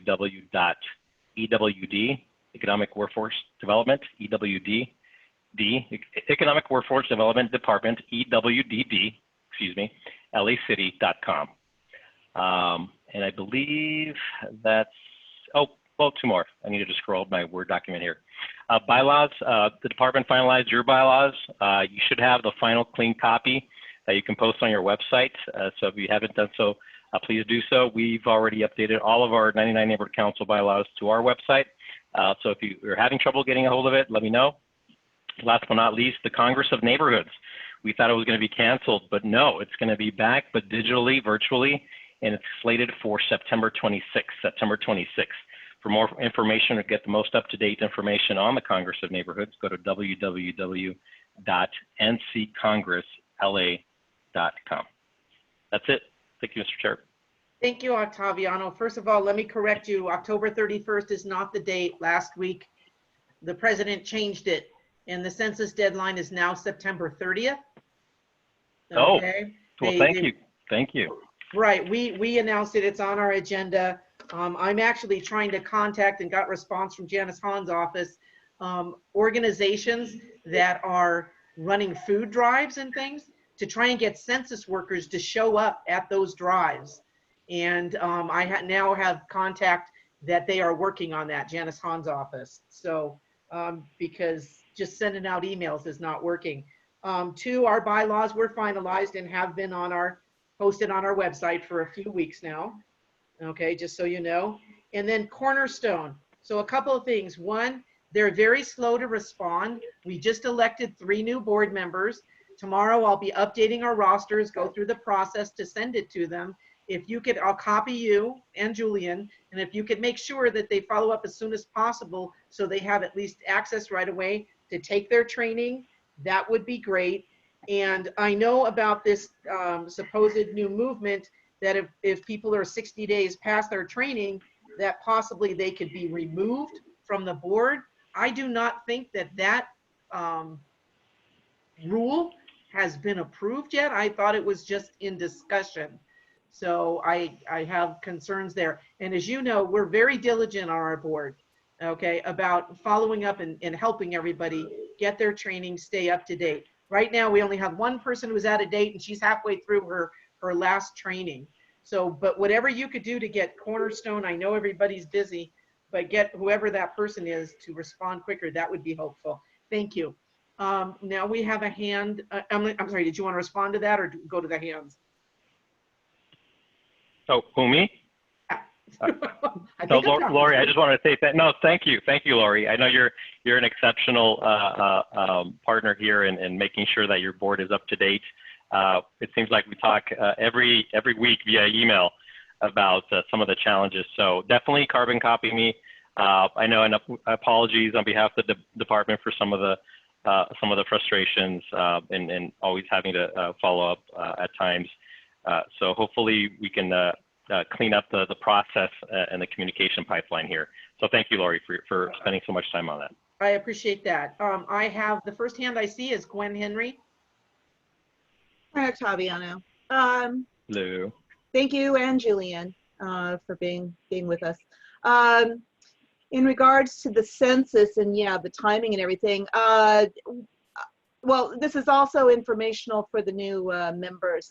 There is another meeting called HANK, which is the Harbor Alliance Neighborhood Councils, and I'm hoping that the new members may join that as well. It's very informative to a lot of things. One thing that was talked about was the census, as well as get out the vote, you know, and what the city might be doing and the county might be doing. But if there is anything that us as a neighborhood council can participate in any way, I think that, you know, we should be put to that use because of, you know, all of the situations that are going on. And hopefully, yeah, there'll be more things coming from the city that we can actually work with and participate in. Thanks, Gwen. Now, I can't see everybody's face at the same time. So I'm watching the raised hands on the screen under panelists, and I don't see any hands raised unless anybody else does, and I don't see any attendees with hands raised. Lori, the only problem with that is the people that Ray made co-hosts can't raise their hands. Only Well, 50. that's why I'm letting them know I can't see them. And I'm looking back and forth to see who's waving their hands. So. Yeah, I don't see anything.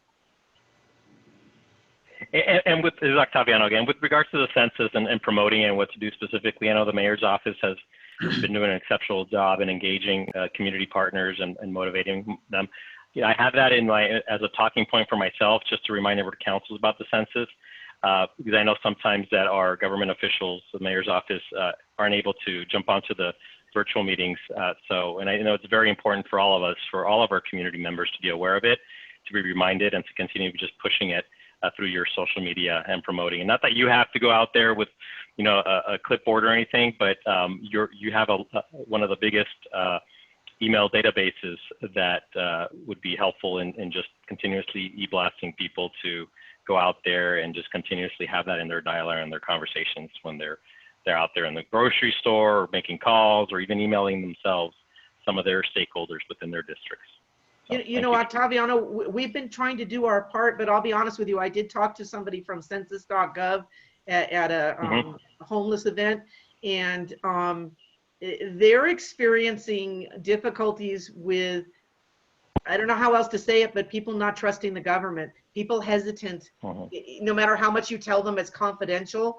And so that's why I'm striving to try and get people who are experts at the Census Bureau to talk to people, because we can remind people, but we aren't very skilled at being the messengers if they have concerns, and especially with undocumented, and you can't blame them for being a little bit in fear. So I'll continue to do what I can with Janice Hahn's office to see if we can get census.gov representatives at places where they're doing grab and food, things like that.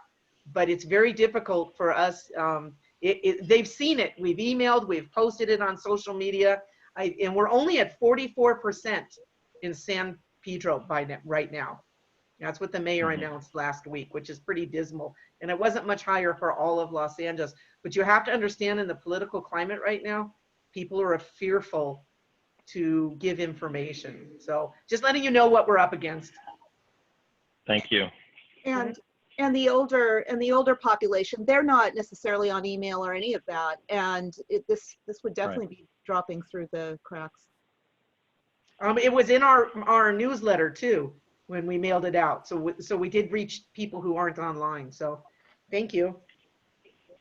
Any other questions for Octaviano or Julian? Okay. Yeah, I have a real quick question. You can answer it later. Are we going to be using the same food caterer at the Congress as we did last year?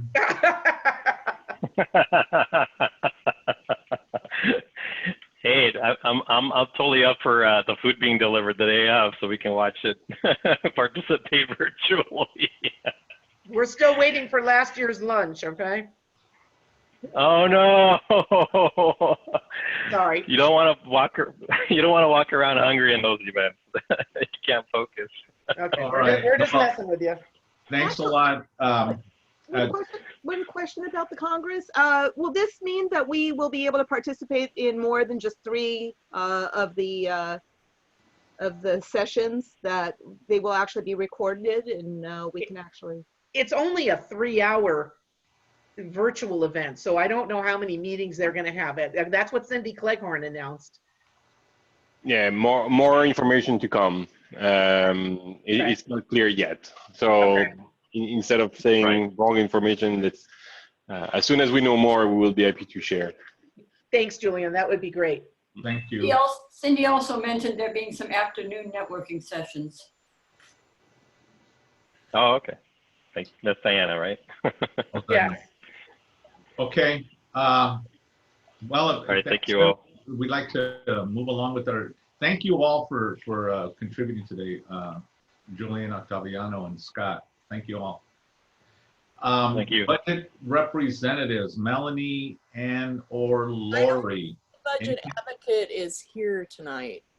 Well, and this is for our representatives. So this is specifically on the agenda for. Normally, the report is given by the budget advocate, but since she's not here, she sent us a report in the email. And I'm just going to basically rough it and not read the whole thing, because it's basically about the retreat that they had. And then it says that they're going to be not doing the white paper this year. It's going to be a series of papers that they're going to do that are themed instead of doing the white paper. And it'll be focused on city budgets and pandemic projected revenue losses, compromised by having not included substantial increases and regulated by its own unions, increasing urgent issues of homelessness, affordable housing, public safety.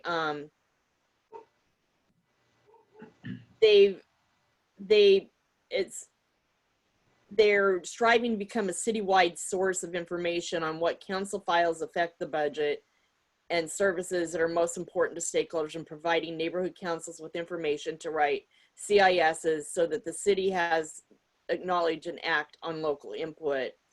They're going to try and do better with two-way communication through the NCs and the budget advocates and address NC concerns. And that's basically it. Okay. Thank you. So we're going to move on to our next section, and that will be to, I'm not sure that we have our public safety representative, Dan. I'm not sure that he's here. I didn't get. I don't see him here. Okay. Public safety, anything you'd like to report? Or CPAB, Melanie? CPAB, yeah. Basically, CPAB, what they went over, which is a little concerning, the neighborhood watches really have to start becoming a lot stronger and need them in the community. There's going to be specialized unit cuts, 250 officers retiring, no new civilians hired, no new vehicles purchased, 24/7 police presence for bridge housing has completely been cut. In our area, the thefts are up 1st to 10th Street, 7th to 10th, Gaffey Pacific, 63 part 1 crimes from January 2019 to January 2020. Due to COVID, LAPD cannot enforce 5611. So what we were told about the navigation center having that they could enforce it, they aren't going to be able to do it. The parts that have been suspended include the tents can remain up throughout the day. People who are homeless can remain in place as long as they keep enough sidewalk space clear and do not attach their tents to fences and more permanent fixtures. The Navigation Center was a federal court ruling related to people's property. The Navigation Center were places that would allow folks to use to store property. There used to be a limit for how much a person could retain, but the ruling basically allows people to retain all their property. This really applies mostly to Bureau of Sanitation with regard to cleanups. However, due to COVID-19, the Bureau of Sanitation has suspended the major cleanups and have been only doing spot cleanups. There's an extension of this until the end of August, allowing individuals to live in their vehicles. they are not going to evaluate until August the ordinance law for RVs and cars. They can park pretty much wherever they want. So there's no limitation to in neighborhoods or by schools or by parks right now. It's sunsetted. So they'll be looking at it again in August to readdress the ordinance. And that's pretty much it. Okay, it looks like Rock has his hand up. He does. I don't think anything we talked about today means anything more than what she just said. And Ray, I meant to talk to you offline and whatever, but I really think it is our role to support the police. Yep. And there's been motions, and the bridge housing is there. I went to see it. It was great. Saw a presentation on it. I went down there just the other day. Yeah, their tent's still up. The idea was you had the bridge housing, then they can enforce the law. If defunding is not helping the homeless situation here, then that's a problem. And as neighborhood council people, we need to stand up for that. And when I met Dan Brown at the meetings and the other officers, I just couldn't believe how great these guys were and how responsive they were and how informative they were. And if there's any one single thing we do as a neighborhood council, it should be to support the police. I agree. And the problem is that their hands are tied. We have an issue going on right now at Harbor Highlands Park where there's a mentally ill man. Melanie, is this part of your CPAB report, or is this going to be something for your public safety? Up at CPAB, and the captain basically has told us that there's nothing until he hurts somebody that they can do. We have a hand from Gwen Henry. When? Yeah, hi. In regards to the more civic engagement, how are we, well, it isn't just the neighborhood watches. I mean, what can we as a neighborhood council help to maybe facilitate more organization amongst the neighborhood watches, or is that kind of on their own? Or is there something that we can do for more civic engagement in like an action on maybe even a phone number or actual information like the magnets that we used to have with all of the information? I do know that there is a number. Sometimes it's an email. What was it this last time when there was some emergency that was happening and everybody was asked to, the fireworks, you had to communicate in a certain way. So I don't know if that's something that we should really. So Gwen, that's great. I'm going to say, because we're starting to get behind and we have a lot of planning and land use stuff, but let's refer that to the Public Safety Committee, who I believe they're scheduling a meeting. But I also, since this came up, Chris first raised his hand and then John D'Ameglio. Yeah, I guess I would just like to interject and maybe rebut. Rock mentioned he thought that our role should be primarily to support the police. I think our mission statement, I mean, we've written down and sworn to advocate for the stakeholders. The police have their own chain of command, their own representation, their own unions. Our role, as stated, is to be a liaison and a representation for the stakeholders of Northwest San Pedro. It's not our job to take care of LAPD. No, and I'm not suggesting that, but I am a stakeholder, and that's the way I feel. And that's the way a lot of people feel. Yeah, but we're gonna have one person at a time, and we're gonna limit it to 1 minute so that we can, if that's okay with you, Ray, so we can move on to the other issues, because this kind of discussion. My feelings don't matter. I think that it should be on the public safety agenda, and anybody interested should join that meeting and see what you can do to, is that okay, Ray? Yeah. Well, thank you for asking. Thanks, Lori. Let's, I think it's a very good point. I think this issue, especially about the issue of defunding, and if I could just share this with people, my department with the county has looked into this very, very deeply about what does defunding actually mean, and I think defunding police is a is a term that is used very, it means something different to each person. And I think unless we identify a starting point for this, for identifying what defunding is all about, it's going to be hard to identify exactly what we're hoping to support, or whether it be for LAPD or for the community. We have found out through our research that defunding, in some cases, people are talking about reallocation of funds or the redistribution of funds.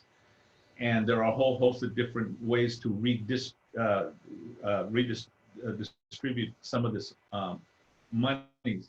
I think it was the mayor who indicated in his meeting with us at Hank, who said that they're looking at how do they distribute this money, and that there is also other monies that they're looking at, other pockets of monies that they're looking at.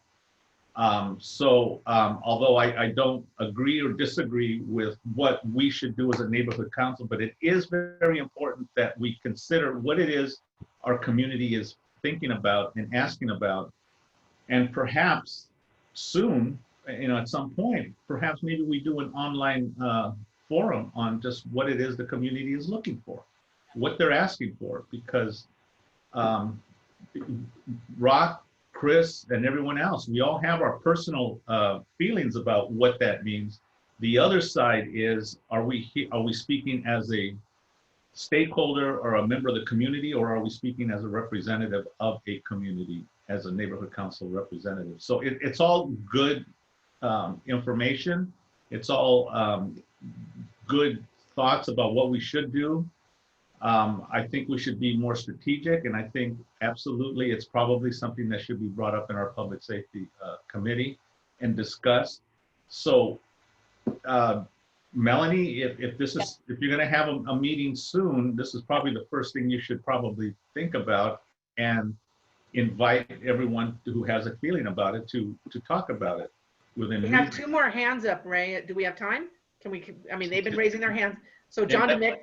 That's fine. Yeah, give them an opportunity to speak. Okay, thank you. I think we should. John DeMiglio is next. Yeah, well spoken, Ray. I agree with that. I don't think anybody's supporting defunding, but allocating money differently. And also I want to ask Melanie or whoever on the board is, how many people, I think you said 40% using Bridge Home. How many people are also storing at that satellite facility on the police? How many people are actually using it? Because I heard they were going to repurpose it. They aren't using it yet.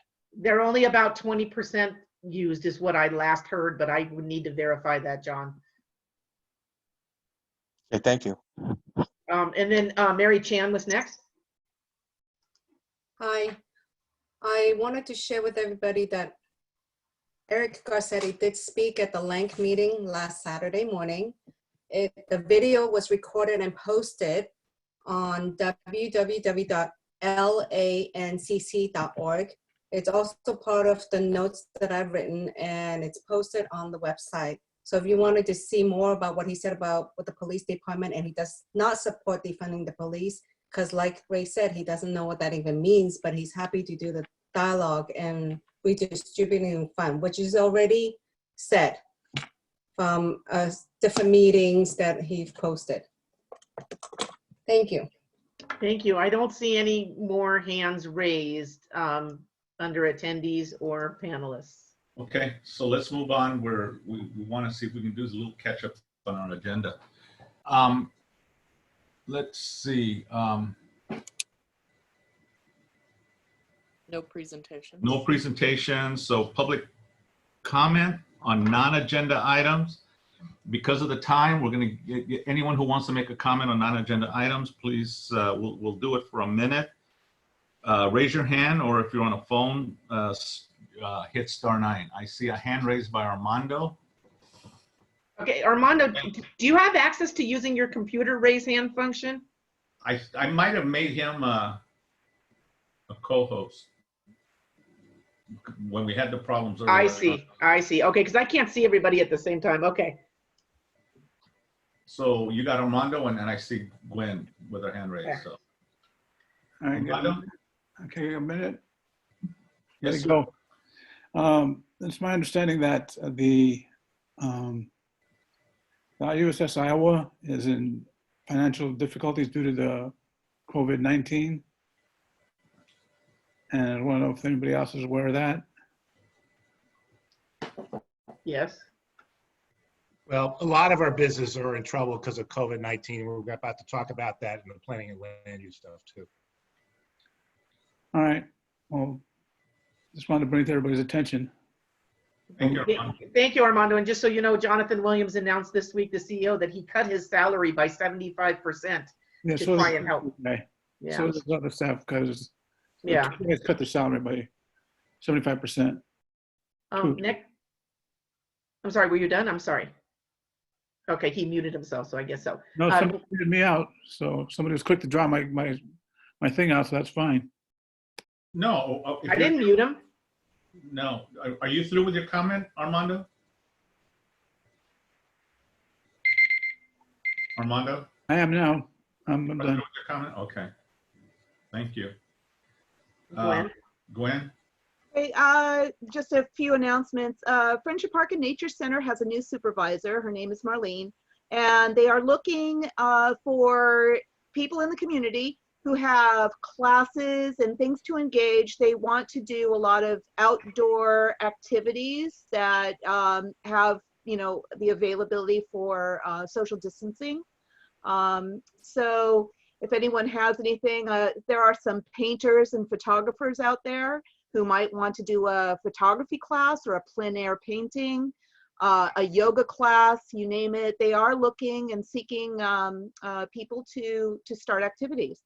And then the community gardens, the San Pedro Community Gardens, they have finished their redo, and there's going to be an outdoor class area over there. They're going to be starting to set up some neat ideas. That's another wonderful place to go and to consider having lectures or other activities there. They're also looking to start, you know, they're putting feelers out for a food distribution for the community. There's a lot of exciting things happening. If you want to reach out, Jesse will be at our meeting, our sustainability meeting. So join us at sustainability. I don't see any other hands raised, Ray. Okay. Time. Did I hear someone say something? Armando did. Armando? Yeah, I don't think the time is, I really have a thing that we don't do the time thing fairly. Okay. We're trying to be as fair and open as possible, Armando. I always get dinged ahead of my time. And I didn't ding you. I didn't cut you off. You still had time. Do you have something else you want to add? Okay, let's just move on, and we'll Okay. pick this up as we as a debrief after the meeting. Okay. Consent calendar. We have one item, and that is for the approval of the July 2020 Board and Stakeholders meeting minutes.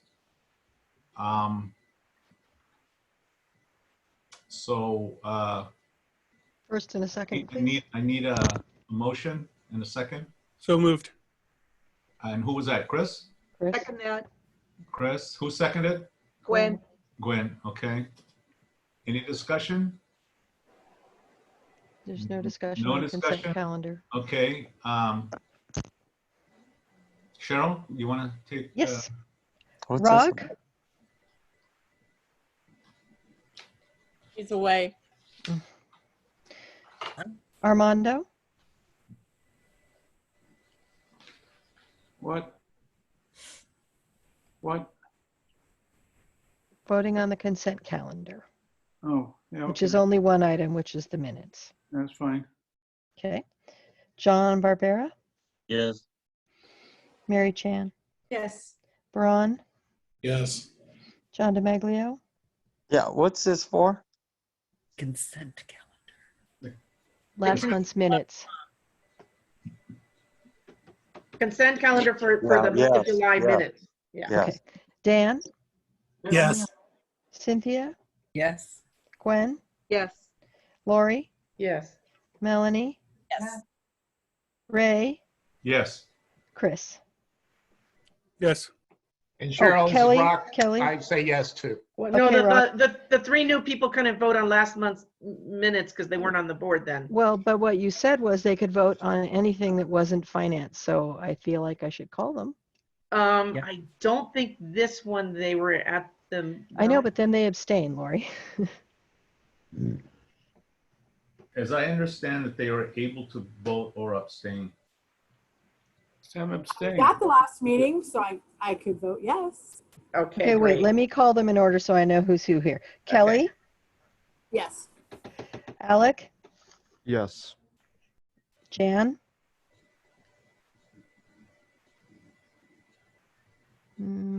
Jan. I'll just say Jan is out then at the moment. She had that bonus. Now I'm here, yes. Just, I don't know how it got muted again. Gotcha. Okay, thank you. Motion Sorry. carries. It's all right. All It right. happens. Budget and finance, Melanie? Okay, so the three new people won't be able to vote for this stuff, but once you take your funding training, you can. Let's see. So what we have, do you have the budget and finance stuff, Cheryl? Hang on a second. I'm sorry, I was typing motions. Need Yes, I an do. MER Do you and- want, I'll tell you what I have. I have the MER, I have the admin, I assume, it says budget, and I have the 8-5 meeting minutes from budget Right. and finance. All we need is the admin one after the MER. Okay, well, I'll pull up the MER. There you go. And I'll pull up the budget and then I'll go back to the MER. Okay. Okay, So MER. here's the MER. Hang on. So we had no expenditures this month. So this is out of committee. So approval of the budget through July 2020. Wait, oh, we're doing, what are we doing? The MER or the budget? Through 2020. Thank excuse me, July. And there's Okay. no expenses, so. Lots of zeros. Gwen, are you raising your hand to ask a question about the MER? Yeah, I did. Are we on the new cycle, on the new budget cycle? Is this the end? Yes. Yeah. It goes July to June. Thank you. Rock? Melanie's calling this vote so people are clear. Yes. Armando? Yes. John Barbera? Yes. Mary? Yes. Braun? Yes. John DeMeglio? Yes. Dan Dixon? Yes. Cynthia? Yes. Gwen? Abstain. Abstain? Yes. Abstain. Lori? Yes. Melanie? Yes. Ray? Yes. Chris? Yes. Okay. Then the next one is the admin file. So this was, keep going, go down, and there's the budget. Okay.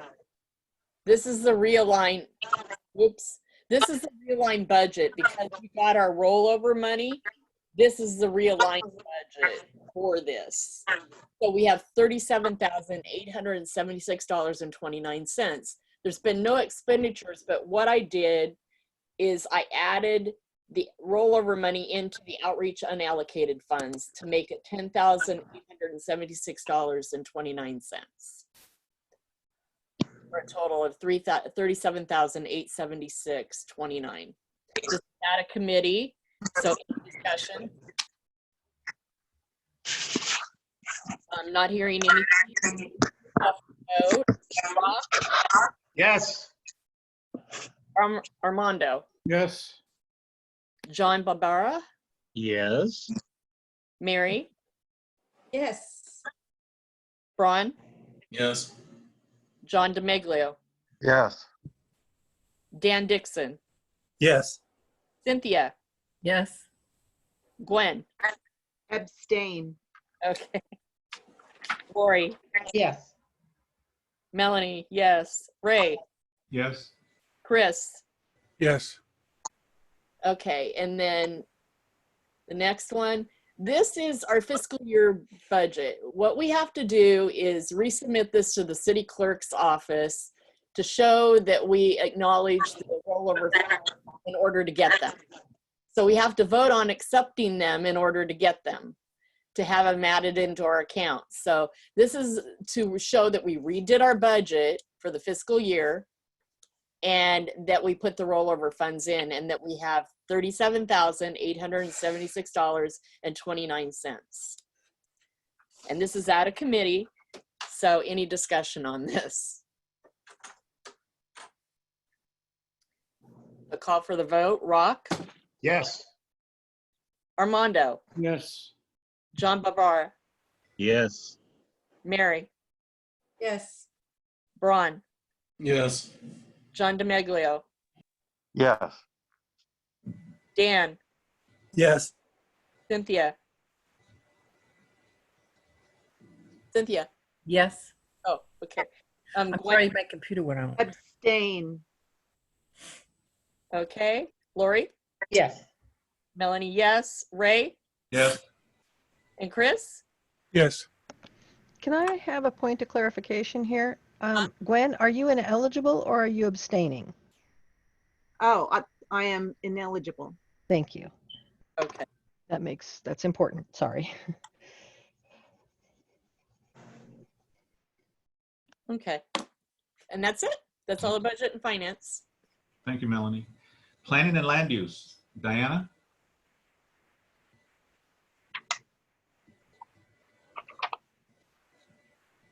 And then get my, Yeah. thank you. There We you have are. a number of items from the Planning and Land Use Committee tonight. So Rock and I are going to sort of share some of this. The first thing we're going to talk about is a statement regarding parking. And maybe if you could put that up, Cheryl. One of the issues that has come up repeatedly and has been the reduced parking required in many of the new developments. The Joint Planning and Land Use Committee drafted a statement on parking, which is what you have before you tonight. The statement points out that the parking is already being lost, talks about the parking that's already being lost to development by building on what had been parking lots in San Pedro. Talks about the parking problems on our already existing, on our many old narrow streets. The limited public transportation in San Pedro, that means that most San Pedrons drive to work. That even where good transit exists in Los Angeles, before the pandemic even, its ridership was declining.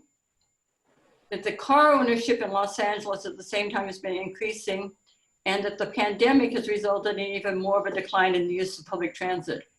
So it ends with the statement that says that the city of Los Angeles is to be commended for trying to get people to use alternative forms of transportation. However, reduced parking requirements and decoupling parking in new construction is not viable in communities such as San Pedro.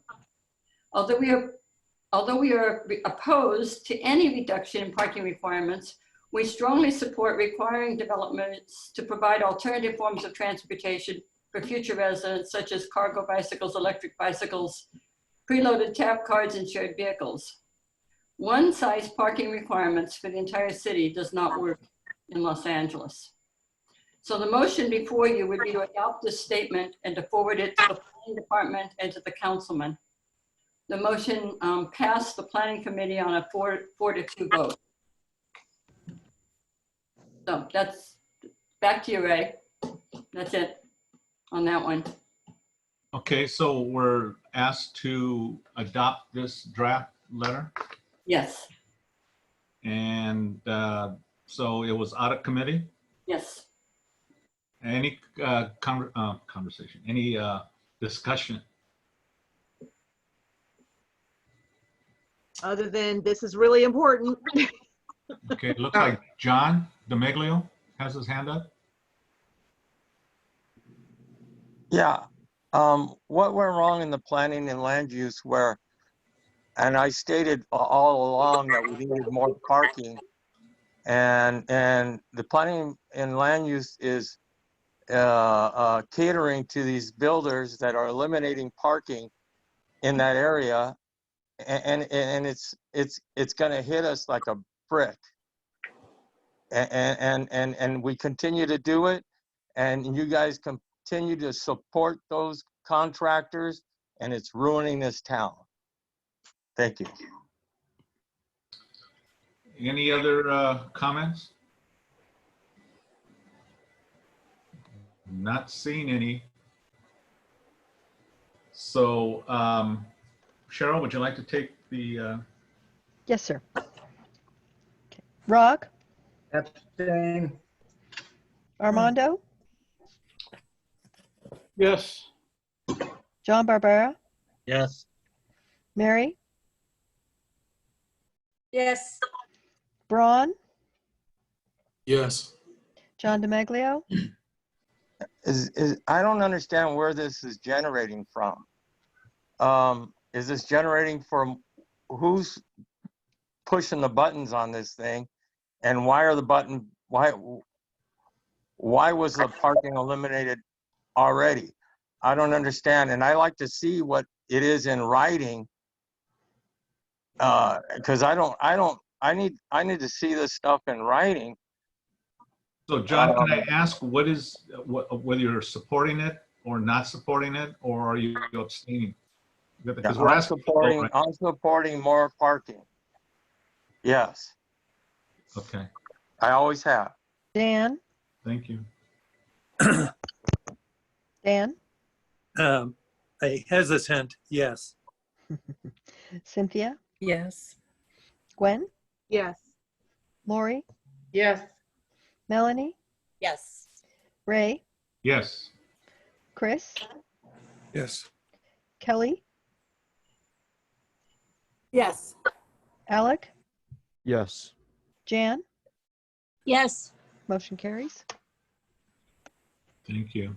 Okay, the next motion mentioned on the agenda was regarding the PAIP funds for the waterfront connectivity plan. That was erroneously put on the agenda because we passed that at our last meeting and we already sent the letter to the board. So that was my mistake, forgetting to take that off. The next one is to consider a motion to support the proposed change to the transit-oriented community guidelines. So the transit-oriented community guidelines are part of what causes what Tom was just referring to in terms of developers being able to get reduced parking requirements kind of almost by right in transit-oriented communities under certain guidelines. So this particular motion is to submit a community impact statement in support of a proposed change to those guidelines. Currently, the density bonus, TOC density bonus, is granted in exchange for some number of units that are set aside for extremely low, very low, or lower income tenants. The number of restricted units depends on the TOC tier as defined by the type of transit stop and the distance from that stop. So we're going to be coming forward in the future with another motion related to that. But this one tonight has to do with a specific council file. Councilmember Rue has introduced a motion proposing a change to the TOC guidelines.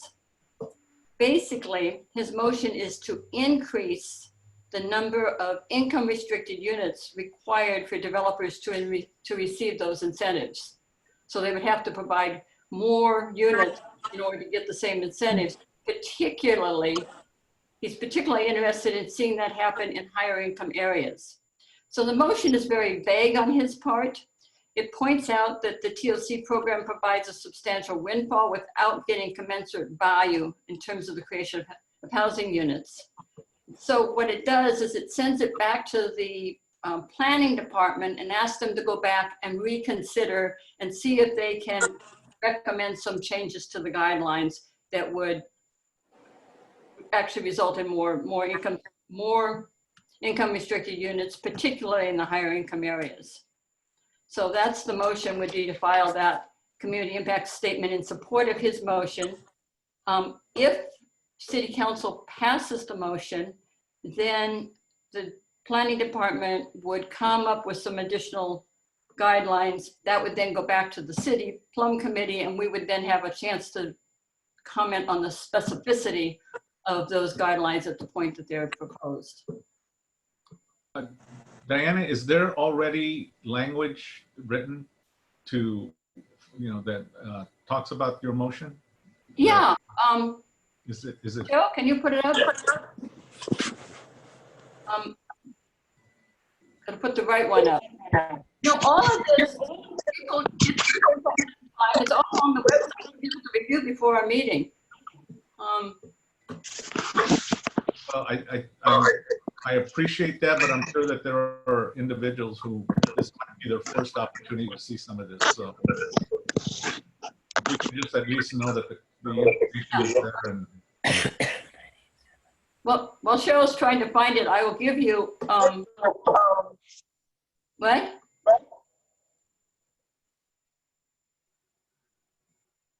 What did you say, Cheryl? Sorry, I was muted. On the agenda, it states CF 20-0189. On the website, it says Community Impact Statement CF 20-1089, but that's the item? Yeah, yeah, 1089. I'll pull it up. Okay, that's part of why I was having problems. Oh, sorry. I don't know if you typoed that or Christina, regardless. I did. I got it. Once I save something, I don't know how to change it, which is the name, which is a problem. I can teach you. I need to learn. Here we go. It's, by the way, it's 2 very small texted pages. Oh, no, that's not it. Well, let me keep looking. Okay, wait, there's another one with the same thing. Oh, and it actually says TOC guidelines. That might be better. That's the motion that we would be supporting. That's the city council motion. And I don't know how tiny you guys want it, but Let me see if I can. That's it. This time I'm sure. okay, now let me just ask, just for my clarity, is this the motion that you said that? Okay, so this is a city motion that we're looking at now, right? That's the city's motion that we're looking at. Do we have our motion language? You know, we seem to be having trouble finding it. So let me just read it to you because it's fairly.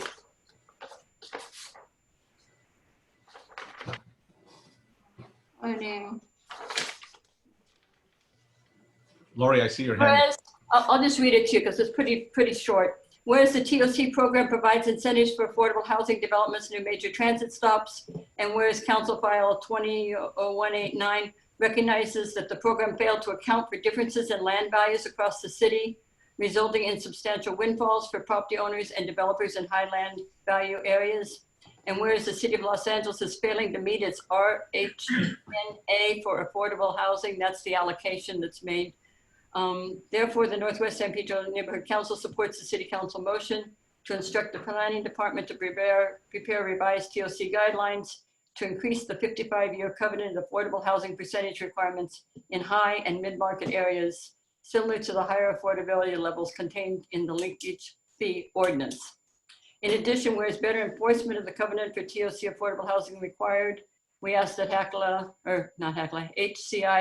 the Housing Department, be instructed to maintain a database of all income restricted units and make sure they're rented as the law intended. That's it. Okay. Will you email me that, please? Yes, I will. Okay, I'm seeing some hands. I saw Lori first. Lori, go ahead. Okay, Gwen. Okay. Okay, Diana, I did try to read through all this. The way I'm understanding it is we're asking them to increase the percentage of affordable housing and take a look at it based on, I don't see it mentioned the AMI on here and median prices, but so this sounds, I mean, there's no question that we're never going to get out of our homeless crisis until we start coming up with more affordable housing. So is that the goal here, is to create more affordable housing and a vehicle to enforce it, to make sure they really are renting them at affordable rates? Yes. Okay, thank you. Particularly in the particularly more in the higher income areas where they get more profit off of the buildings. Okay, thank you. Okay, I have Gwen and also John DeMiglio's right after her. Gwen? So in regards to actual benefit to Northwest San Pedro, we are supporting, because there is a serious problem in huge corridors of Los Angeles in regards to affordable housing. What would the impact be going down the line? I mean, is there a kind of a sense of whether we also would get more income dependent housing? You know, until they come back with a report from the planning committee, I can't tell you what the impact would be. This is just asking the planning department to go back and come back with recommendations. So once those recommendations come back, then I could give you a more specific answer probably. Thank you. Okay, John DeMiglio, unmute yourself and you're up.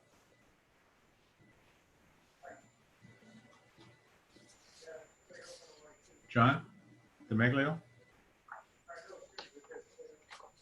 Okay, can you hear me now? Gotcha. Okay, the overbuilding and the facade of having a few low income units down there is just a game. They need more low income units. What you're doing is placing units like mine that are out of the area, making them more expensive, making the rents more expensive because they don't want to live in that area. And it's going to be a snowball effect. And I've been preaching this all along. It's not working, and we're gonna end up with a bigger ghetto down there than it was. Thank you. Thank you, John. Dan, you're up. Thank you. I think I agree with what John is saying, but I wanted to ask Diana, is there a differentiation between what we would call, I think, low-income housing not involving unhoused persons versus actual rooms or apartments for unhoused people? I would say in general, the answer would be yes, Dan, because what you're generally talking about in one case is supportive housing, which is often quite different than these are units within where the rest of the building is market rate housing. The TOC guide, in general, the TOC guidelines do have in one place do address guidelines for supportive housing, but this motion has nothing to do with that. That's what I thought. Thank you. Okay, I see no other hands. Let's call for the vote. Cheryl? Okay. Brock? Yes. Armando? No. John Barbera? Yes. Mary? Yes. Braun? Yes. John DeMaglio?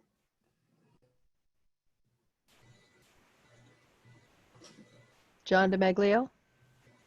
I'll come back to him. Yeah, no. No? Okay. Dan? A protest abstention. Cynthia? Cynthia? No. Thank you.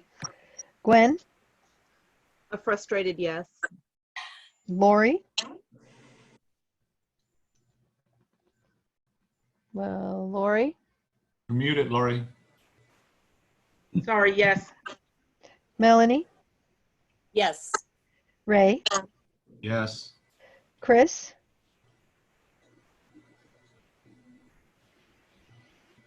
Chris? Chris, I think you're muted. Yes. Kelly? Yes. Alec? Yes. Jan? Yes. Motion carries. Thank you. Chris? Hi. Okay, Rock, you're going to carry the next items. Hold on. Yes. Oh, that was I at a don't know if committee? Yeah. Sorry. I don't know if I can share a screen here, unless someone lets me, which is. Is it on the website? I can do it. Okay, yeah. Cheryl can share anything that's on the website. Yeah, just go to the Raising Cane thing and, Shop safe. no, shop- it's a Shop Safe local campaign. Got it. So we got 3 things here. They're all sort of good stuff. Wait, what happened? Oh, it's not. Um, Hang on a minute. Hang on, because it's, can you see that? No. Not yet. Okay, I because see it's not something a PDF, so I There. have to re-zhuzh. Hang on. I will fix. You go to a website, it's what Yeah, happens. I just wasn't So, prepared for that. Sorry. I was PDFing Okay. away. I'm not prepared for any of this. You know, warnings have gone out from the chamber and other groups, BNI, whatever. You know, we've gotten through several months here of having businesses survive.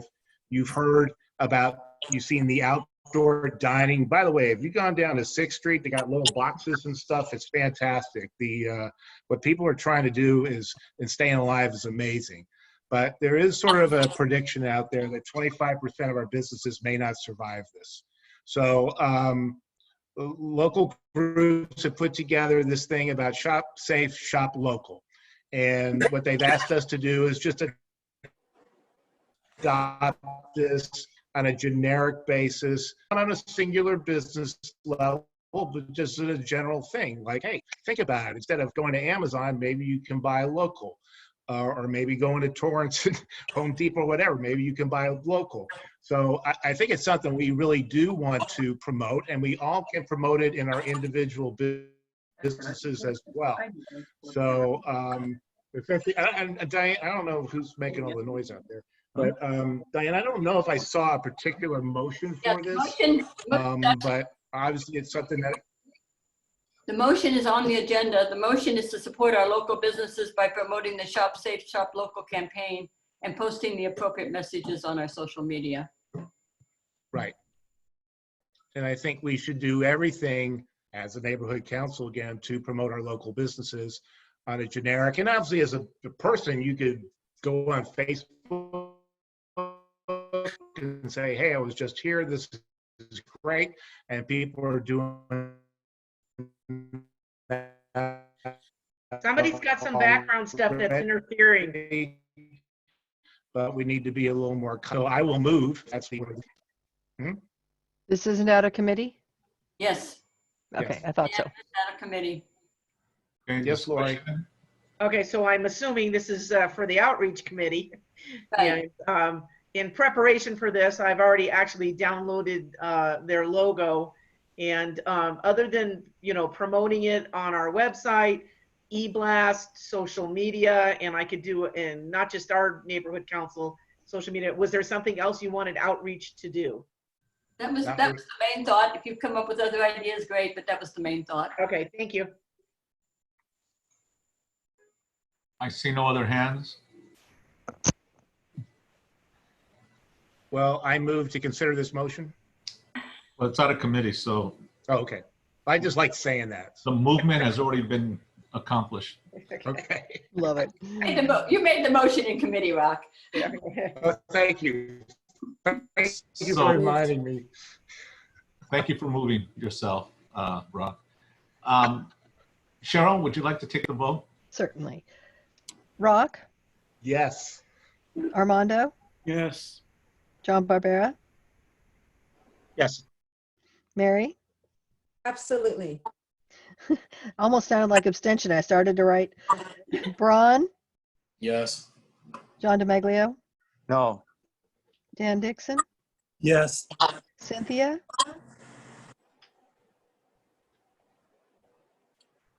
Cynthia. Yes. Thank you. Gwen, And enthusiastic, yes. Lori, And another enthusiastic yes. Melanie, Definitely yes. Ray, Yes. Chris, Yes. Kelly, Yes. Alec, Yes.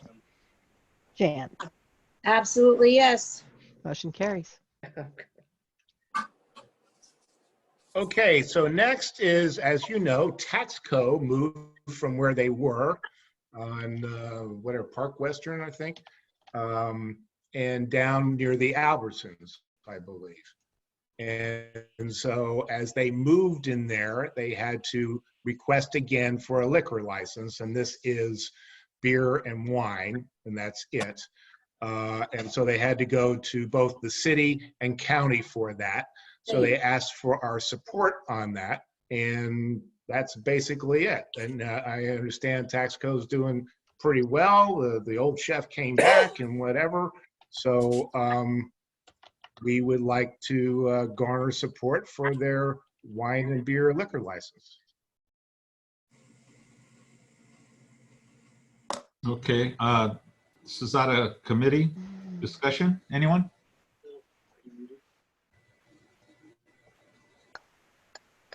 No?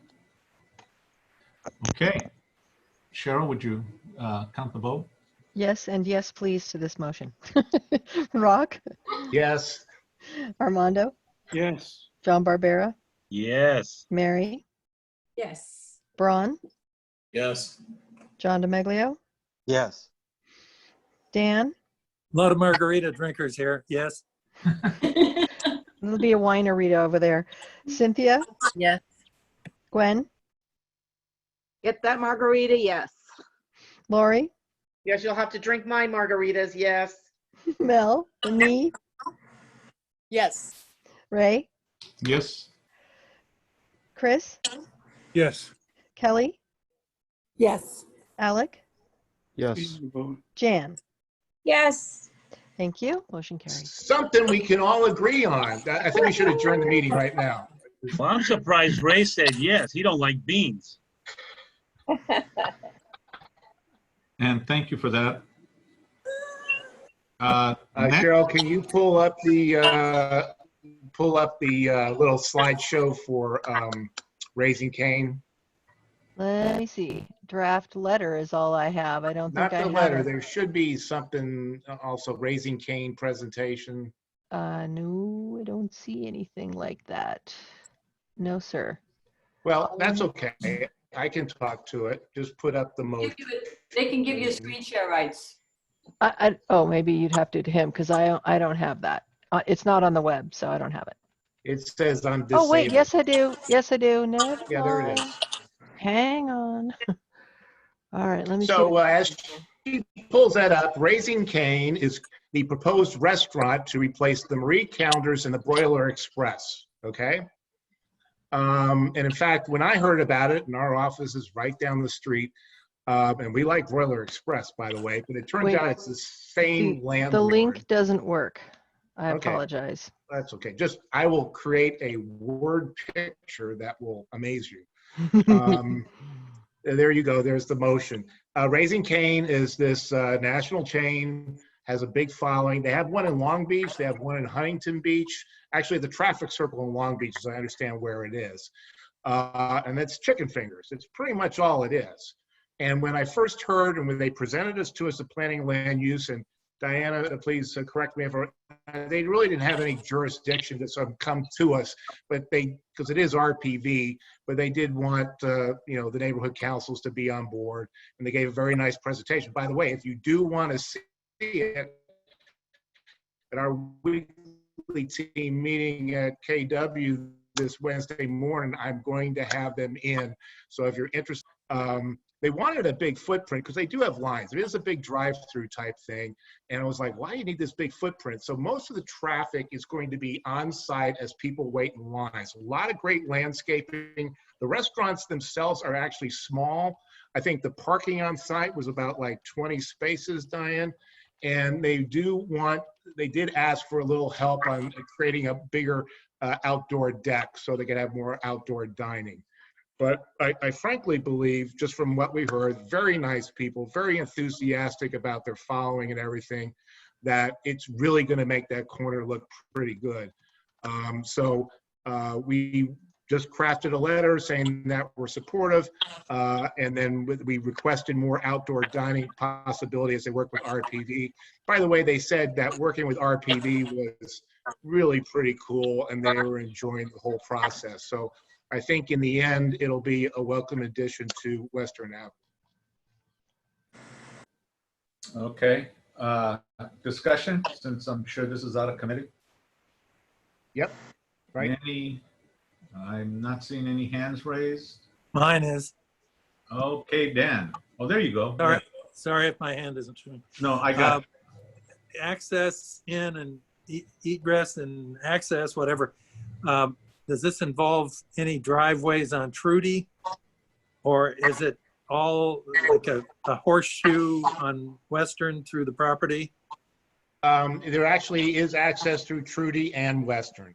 And so Yeah, they wanted it accessible by both parts of the intersection, and then they take you in and they circle you around into the drive-through. So the reason they needed that big footprint was because of sort of the traffic they anticipated. They don't expect it to spill out to Western at all. Marie Calendar, well, but what about Trudy? Marie Calendar's, that side driveway on Trudy was always an exit only. And have the neighbors, I know it's not our issue, it's our PV, so to heck with them, I guess. But are the neighbors up that street informed about this? Did anybody participate in it? Oh, Diana, as I remember, they're very sensitive to the neighbors right behind them. In fact, I believe this is actually elevated a little bit off the street. And I believe with the landscaping, it'll be much better than what you got there right now. I just think they're really key on that. And I couldn't quite understand it, but it's basically how they're pulling people through the whole spot.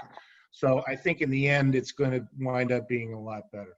That's all well and good as long as you recall the potential obstruction on Trudy as people are waiting for the light on Western and the access into the other strip mall across the street. Again, it's probably not our problem, but I know we're going to hear about it if people are unhappy. Yeah, Dan, this is going before the traffic committee of RPV. The end of this month, we posted the information on our website today, so you can go look for that meeting.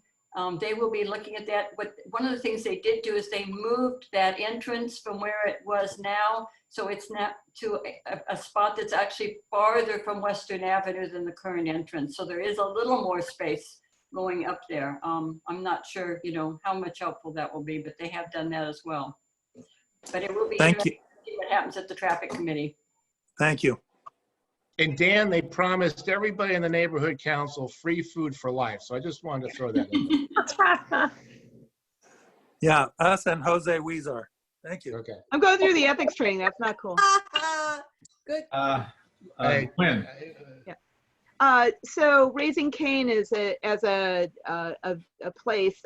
Is this along the lines of the following of a fast food joint like In-N-Out, or is this more of a sit-down interactive thing? Fast food.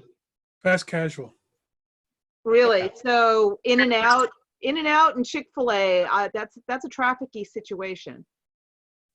Yeah, well, even In-N-Out is pretty much contained to Ralph's. So it really doesn't spill out in the street. I understand what you're saying. So I think there could be equivalent to that. But again, they're taking over a very, very large footprint for what would just be a normal drive-through. And like I said, I never could understand why they needed all that space, but that's why. So, and as Diana said, they're going to go through the traffic studies and go before RPV and all that. And we don't have any jurisdiction. They were very nice to come to us, tell us about they're very into the community. They want to give back. The fact that they recognize that they're an RPV, but still wanted to cater San Pedro, I thought was pretty amazing. It's sort of a special group, I think. Okay. I don't have any stake in this. I'm just telling you what we heard from the planning and land use meeting. I see Chris has his hand up, and Chris, if I could just get a definition from what Rock just said, what does it mean they want to give back? They're very big in community outreach. They have local events and things like this. It's just really part of the guy who formed it. I think it was back in the 70s or something. Very into the community. So I know a lot of people say that and say lip service. I think this is something they really are really into. They are out of Texas, by the way. So whatever that means. If I might give a specific answer to that, Ray. One example is that before they even open, they require all of their crew members, as they call them, to volunteer with a local community organization. Now, I can't tell if that's how much time they have to volunteer, whether it's just to go in and do one event or several. And then they also, on the day they open, they will give some money to an organization that they have chosen, the community. And that evidently is part of an ongoing effort that they have to support local community or nonprofits. Thank you. Chris? They do stuff. They have food drives. They help with pets. They have education. So they're doing a number of programs which you just generally don't hear restaurants going out to do. So, okay. And it looks pretty good, by the way. I think it's just going to beautify that spot, frankly. Okay. Chris, you're up. Sorry, I just wanted to clarify that the Broiler Express is going to be gone. They're going to take that entire lot. Yes, well, the same landlord owns both lots. So when they started talking to Raising Cane and they needed more space, then the landlord controls both things. So, thanks. I saw Dan's hand go up, and Dan, I think if we can, we'll stop the discussion, take the vote. Dan, go ahead. Last question. My hand's been up. I'm not sure if you've seen it. Oh, no, I haven't. Gwen, I'm sorry. You'll be the last one after Dan. Ray, I just wanted to say, Rock says he has no stake in this, but I'll bet he's got a lot of chicken. I knew you were going there. I knew you were going there. Mute, Dan. that ain't mutton. Melanie? Yeah, the one concern I have is they're taking away the Broiler Express. What is that going to do to the parking for Denny's on that side? Because you see how In and Out is, if you're comparing it to In and Out, how it goes all the way through Ralph's and everything. What's going to happen if it starts streaming and causing problems for Denny's? That's my only concern, because we want all businesses to thrive and not have a new business be an issue for an old business that's still trying to exist. Well, if you add Broiler Express to the Marie Counter lot, you got a pretty big space. Like I said, I couldn't understand why they needed this space. And when you talk about the drive-through, that's it. I don't see how it's going to impact Denny's at all. They have like at least 14 to 20 on-site spaces, and they'll bring everybody through. So, I mean, really, you look at the parking lots of those other places, it's not like they had a ton of parking either. So, there you go. Let's vote. Okay, let's stop there for the comment if we can, and let's take the vote. Cheryl? Rock? Rock? Yes. Armando? Yes. Yes. John Barbera? Oh, definitely yes. Mary? Yes. Braun? Abstain for business conference. John DeMaglio? No. Dan? Yes. Cynthia? Cynthia? One more time. Cynthia? We didn't hear you, Cynthia. Oh, yes. Thank you. Gwen? A line of idling vehicles, no. Lori? Yes. Melanie? Yes. Ray? Yes. Chris? Yes. Kelly? Yes. Alec? Yes. Jan? Yes. Motion carries. Thank you. Next motion, I think, Rock, you're still working on this one?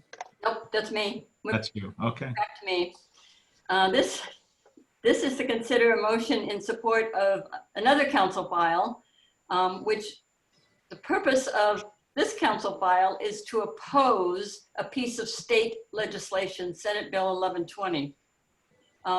Can you find our motion, Cheryl, while we're? Oh, I'm trying, but the numbers are so funky. And I'm working. as I have previously mentioned, there are a number of state bills that gut the city's planning authority, impose additional density, and either do not address affordable housing or actually reduce the existing affordable housing requirements. One of these is State Senate Bill 1120. This one would destroy single-family zoning in California by allowing 4 homes on a lot currently zoned for 1 home. And it appears that that could be doubled to 8 homes given the ADU ordinance. So 8 homes where you currently have 1. Right. The city would not be able to require any garages and could only require 1 parking space per each unit. So the action you have before you is to submit a CIS in support of the city council action to oppose this bill. If this motion passes, we would also send a copy of this to our assemblyman. This passed our committee unanimously. Okay, discussion?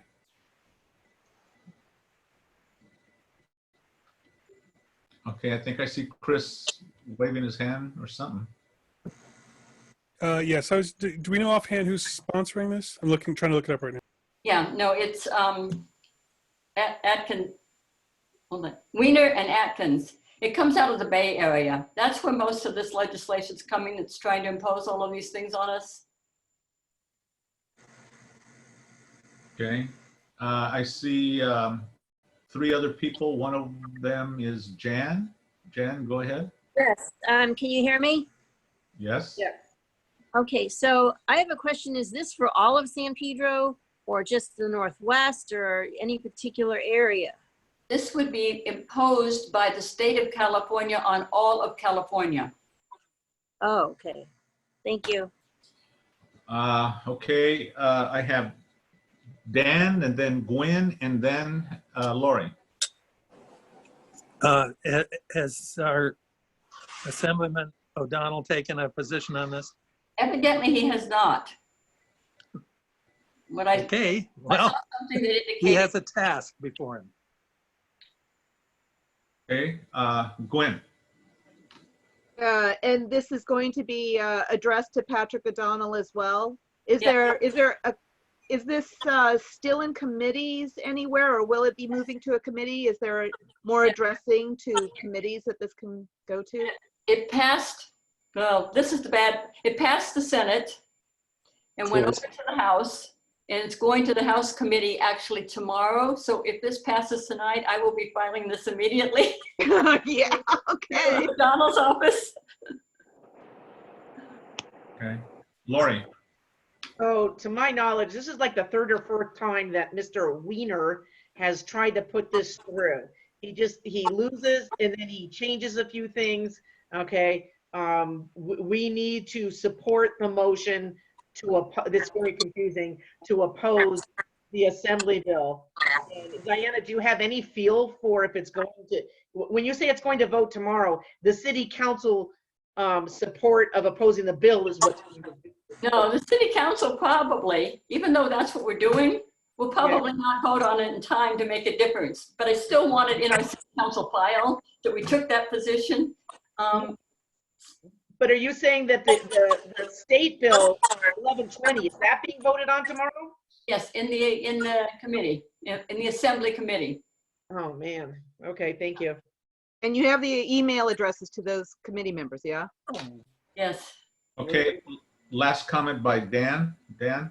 Well, folks, you always hear from our elected officials that they care what their constituents say. So I would say if there were ever a case when you should be in contact with our elected official, Assemblyman O'Donnell, tomorrow morning would be it, by email, telephone, direct to his office here in the district and in Sacramento. And, you know, this is, I talked not long ago about the end of life as we knew it in San Pedro. This really is an absurd overreach and a groundswell of infamy in this state really, really ignoring the best interests of a huge number of people. Thank you. Okay, I definitely said this was the last shot comment, but I see John DeMiglio's hand up. So John, you have the pleasure of having the last comment on this. John DeMiglio? Yeah. John, go ahead. John DeMiglio, go ahead. Unmute yourself if you're muted. Oh my God. I unmute him and then Yeah, he mute well, somebody muted me and unmuted me. We've been supporting all these units in the downtown area with no parking, hardly any parking, and nobody's, and it's voted and it's passed our board so many times, and it's so wrong, and you're trying to right a wrong that we've been doing for a long time, and no, the lack of low-income housing is just so obvious, and it's just going to ruin that. It's ruining the whole area. I am also supportive of a whole bunch of low-income housing in the downtown area, and to levelize, to keep everything level, because right now the values out of that area are skyrocketing because people don't want to be in congested areas, and that's what we created. Thank you. Thank you, John. I might point out that the author of this bill, Weiner, is also the person who authored the density bonus law, which is the one that's caused us to have to agree with these reduced parking requirements in downtown, because that's a result of the law that he authored previously. Yeah. All right. There's 5 more of these bills pending out there that are all going to be coming up in the next couple of days. We just couldn't deal with all of them. Okay. John, I see your hand up again, but we really need to vote. I gave you the opportunity to be the I last. understand, but I wanted to question that, because we did not have to agree. We chose to agree. Okay. And it's not, and our leadership is failing us. Thank you.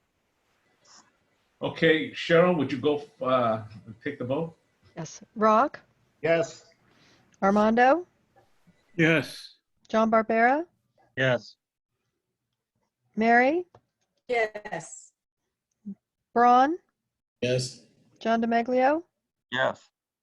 Dan? Yes. Cynthia? Yes. Gwen? Yes. Lori? Yes. Melanie? Yes. Ray? Yes. Chris? Yes. Kelly? Yes. Alec? Yes. Jan? Yes. Motion carries. Thank you. Okay, I just have a couple of additional items to call your attention to from our 2 planning meetings that we held. The first one is the courthouse property. We looked at the plans for 300 units over ground floor commercial. I believe it was 550 parking spots. You can see the Joint Planning Committee report for more information. The developer is returning to our Joint Planning Committee meeting this Wednesday for a follow-up discussion on some items. You may recall that we sent a letter opposing development on the parking lot at 6th and Mesa. The city was planning to develop that site, and it is no longer slated for development thanks to all of the community opposition. So there was one where we were successful. The Holland Partners, who built the units that were just recently completed in downtown, have now submitted a proposal to build another 250 or so units on the entire block across the street from San Pedro City Hall. And we will be looking at that as a presentation at our September Joint Committee meeting. Clearwater, you may remember that this is the LA County Sanitation Project, digging an underground tunnel from their site in Carson to Royal Palms Beach. They encountered a challenge that's going to cause them to have to close off 1 lane of Gaffey in each direction for 3 months, starting in about November. Oh. There's more details on our joint committee meeting, but we're also inviting them to present to the board, most likely October, so we would have plenty of notice about the closure. The Ponta Vista, the second site to be developed will be site 3. KB Homes is the developer, and they will be presenting their plans at the next Northwest Planning and Land Use meeting, which is August 19th.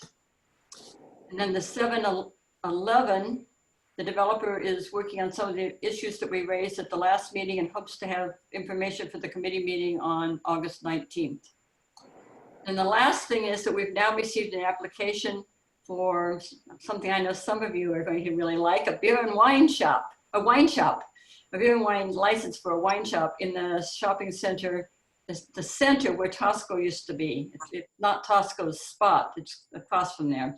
And we're going to be contacting them to see if they can present it at September Northwest meeting, committee meeting. That Are they bringing samples? Yeah, bringing samples.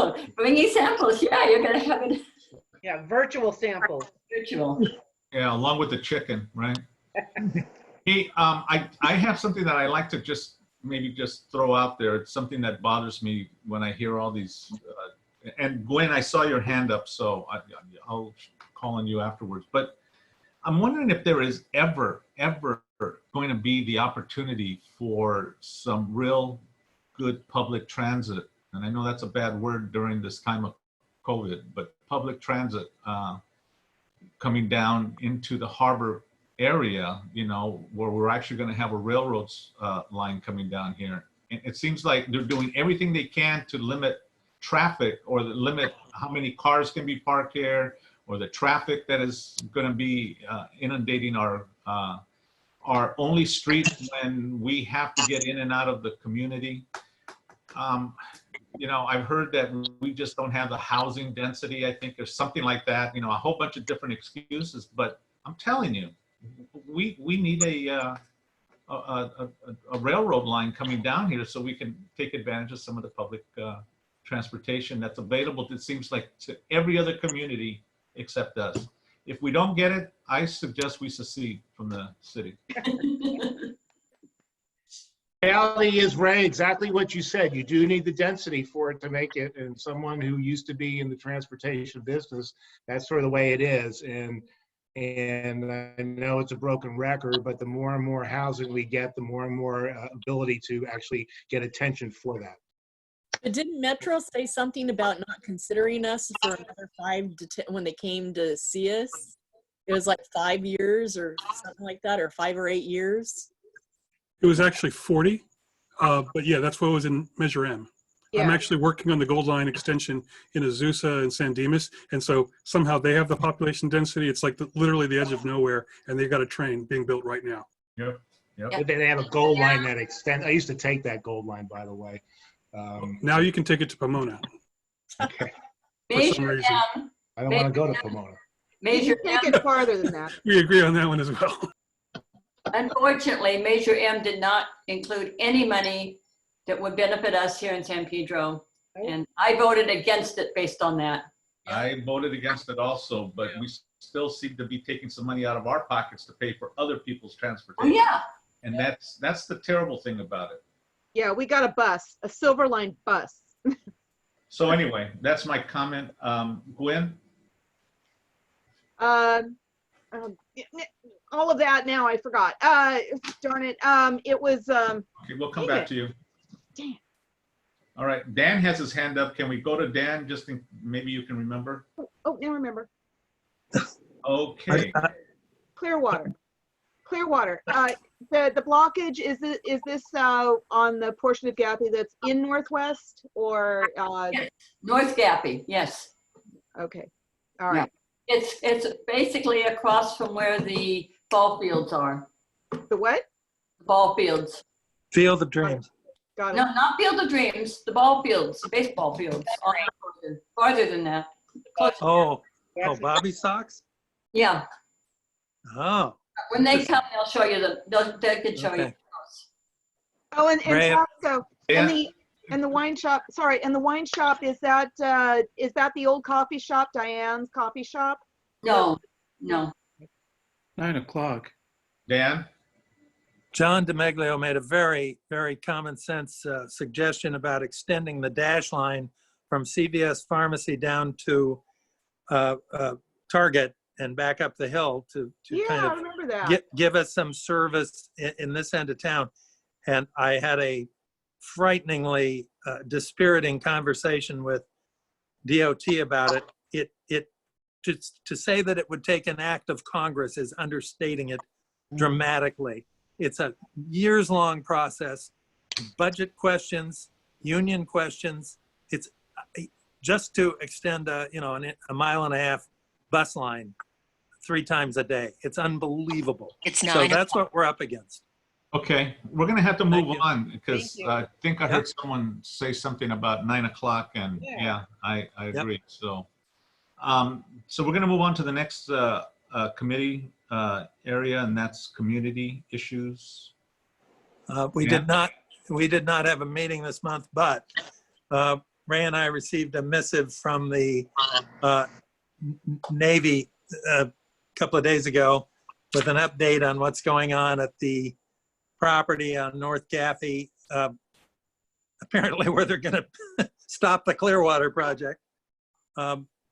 This is from the public relations, the Public Information Office in Seal Beach regarding the property for our new members regarding the tank farm and pumping station on North Gaffey near the Bobby Sox fields that's been there forever. And the Navy wants to lease out the property for new usage.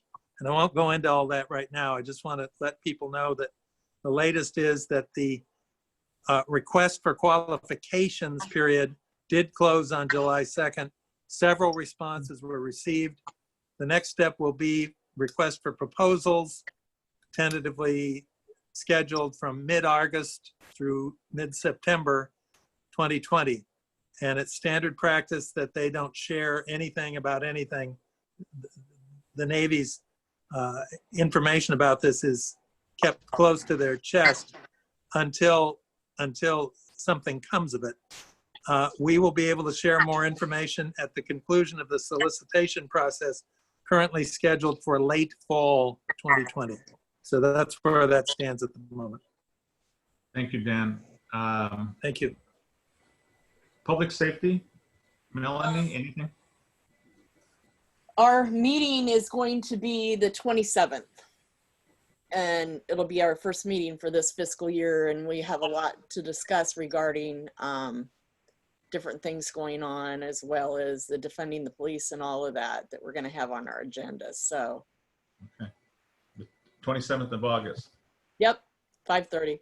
Gotcha. Okay, thank you. Sustainability? I actually gave it in that 2 minutes, the updates. And we are also going to have a meeting again, that third Thursday will be it. I will have an agenda to you, and that will be our starting time. All right. Okay. Youth and outreach. Hi Lori. there. Well, first of all, we have an amazing outreach team, and about 2 minutes after we voted our new board members in, there already was a post on Instagram, on Facebook that said, welcome to our newest board members, Jan Kane, Kelly Miller, and Alec Norman. Despite the restrictions placed on us due to COVID, we strive to keep the gears moving, join our monthly Zoom meetings, blah, blah, blah, and stay healthy. So thank you, Chris, for being on top of that. Our youth rep, Sophia's term will be up at the end of September. We put out the announcement on our website and on Facebook. Well, I tried on Facebook. They actually rejected my post saying I was posting a job. I tried like 3 different ways to post it, and Facebook like opened a case against me. So I'll keep working on it. I did send it out to all the high schools today, Boys and Girls Club, but whatever anybody else can do to, and maybe Alec knows some people that might be interested. So the information on the seat and the qualifications on there, they just need to live, work, or go to school in the area. What's the minimum age again? It's 16 to 21. So high school, college, either of those qualify. And it's a 1-year gig. And if they have any questions, they can email me. So we want to, do what we can. And so that'll be great because we'll have 2 young people on our board. I love it. And basically we're working on updating our website. If anybody happened to visit it lately, there's a lot of cleanup on there, a little bit more streamlined. We are posting a couple of times a week what the total number of COVID cases are in San Pedro and the number of deaths. Sadly, we're over like 920 and 24 deaths. Those numbers do not include Terminal Island or La Rambla unincorporated area. We're talking about some type of program we wanted to do. What as outreach can our neighborhood council do to possibly help people who are displaced or having problems because of COVID-19? We realize collecting things and handing them out, it's extremely difficult. So we're going to continue to look at what programs and possibly tie in with Melanie with NPG grants next month. And that's really about it. Ray, I just had one question. Community impact filers, we passed a few community impact statements tonight. So I'll follow up with the 3 people who are eligible to become filers and see if any of them are ready to jump off the deep end and file one of these. Okay. We're really going to be looking at the new filers to step up and do some real filing on these community impact statements and so on. Okay. So, Gwen, it's getting late. Is this, whatever it is it important that you want to mention? Is there a conflict of interest if you follow your own CIS? No, there's not. If you follow the protocol, there's no conflict of interest. Okay, thank you. All right, elections and bylaws. Braun or Diana, any report?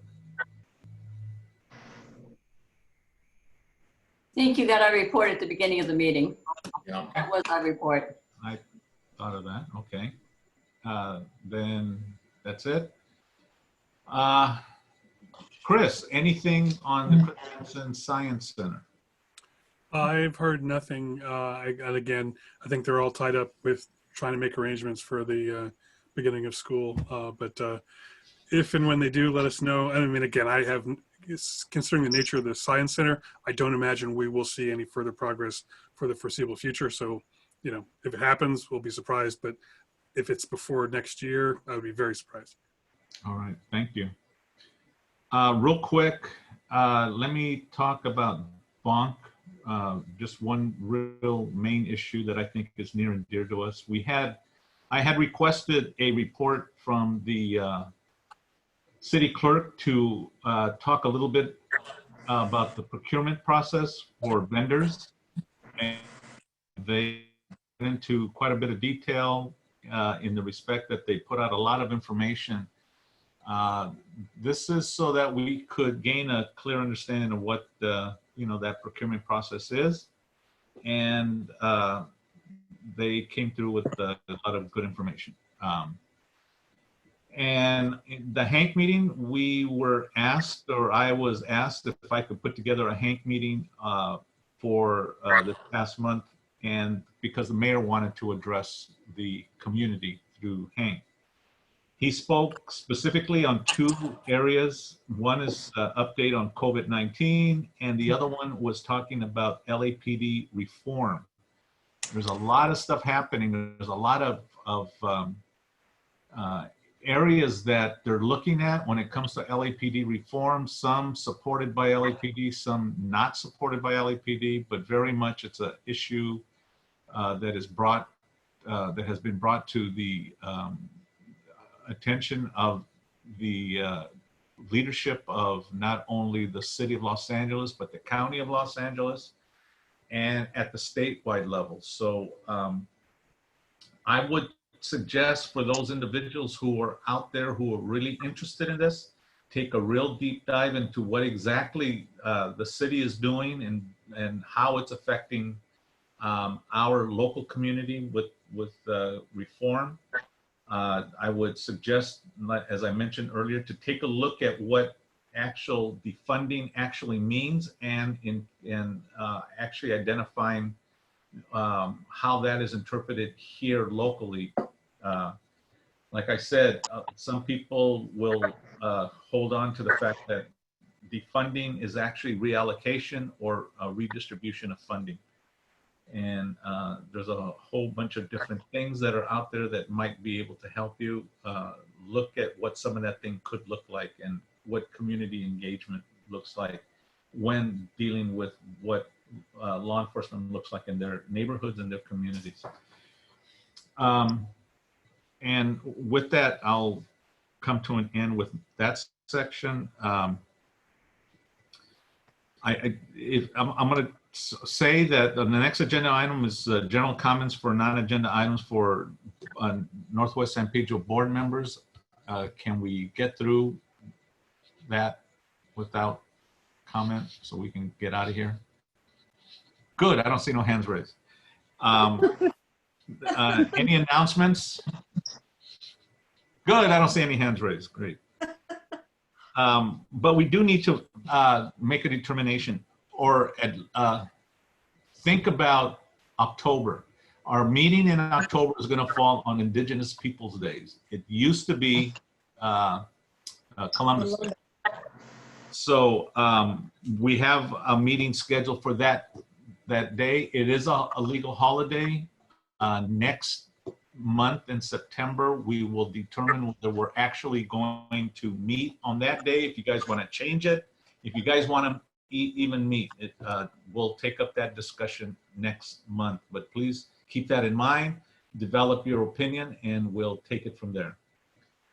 Okay, so with that said, you know, that was Columbus Day, and being Italian, I'm sure my buddies, I feel hurt about that day, so, you know. Okay, John. Well, I'm Native American, and I feel bad about taking my country. Exactly. Okay, I think if I can, I'd like to go ahead and take a motion to adjourn. So moved. Cynthia's hand go up, or at least I saw one of her fingers up. So she has who's seconding it? I think I saw Mary with her hand up. Mary is seconding. Third it. Any Encore. discussion? I third it. Okay, here we go again. Any discussion? Hearing no discussion, this meeting is adjourned. Good night, everybody. Good night. Bye. Thank you. Effective meeting. Thanks a lot. See you soon. Good night. Thank you. Bye-bye all. Bye-bye. You. Congratulations, new members. Thank you so much. You're It's an welcome. honor to be part of this group. We're honored to have you, Jan. See you all. Bye. Bye.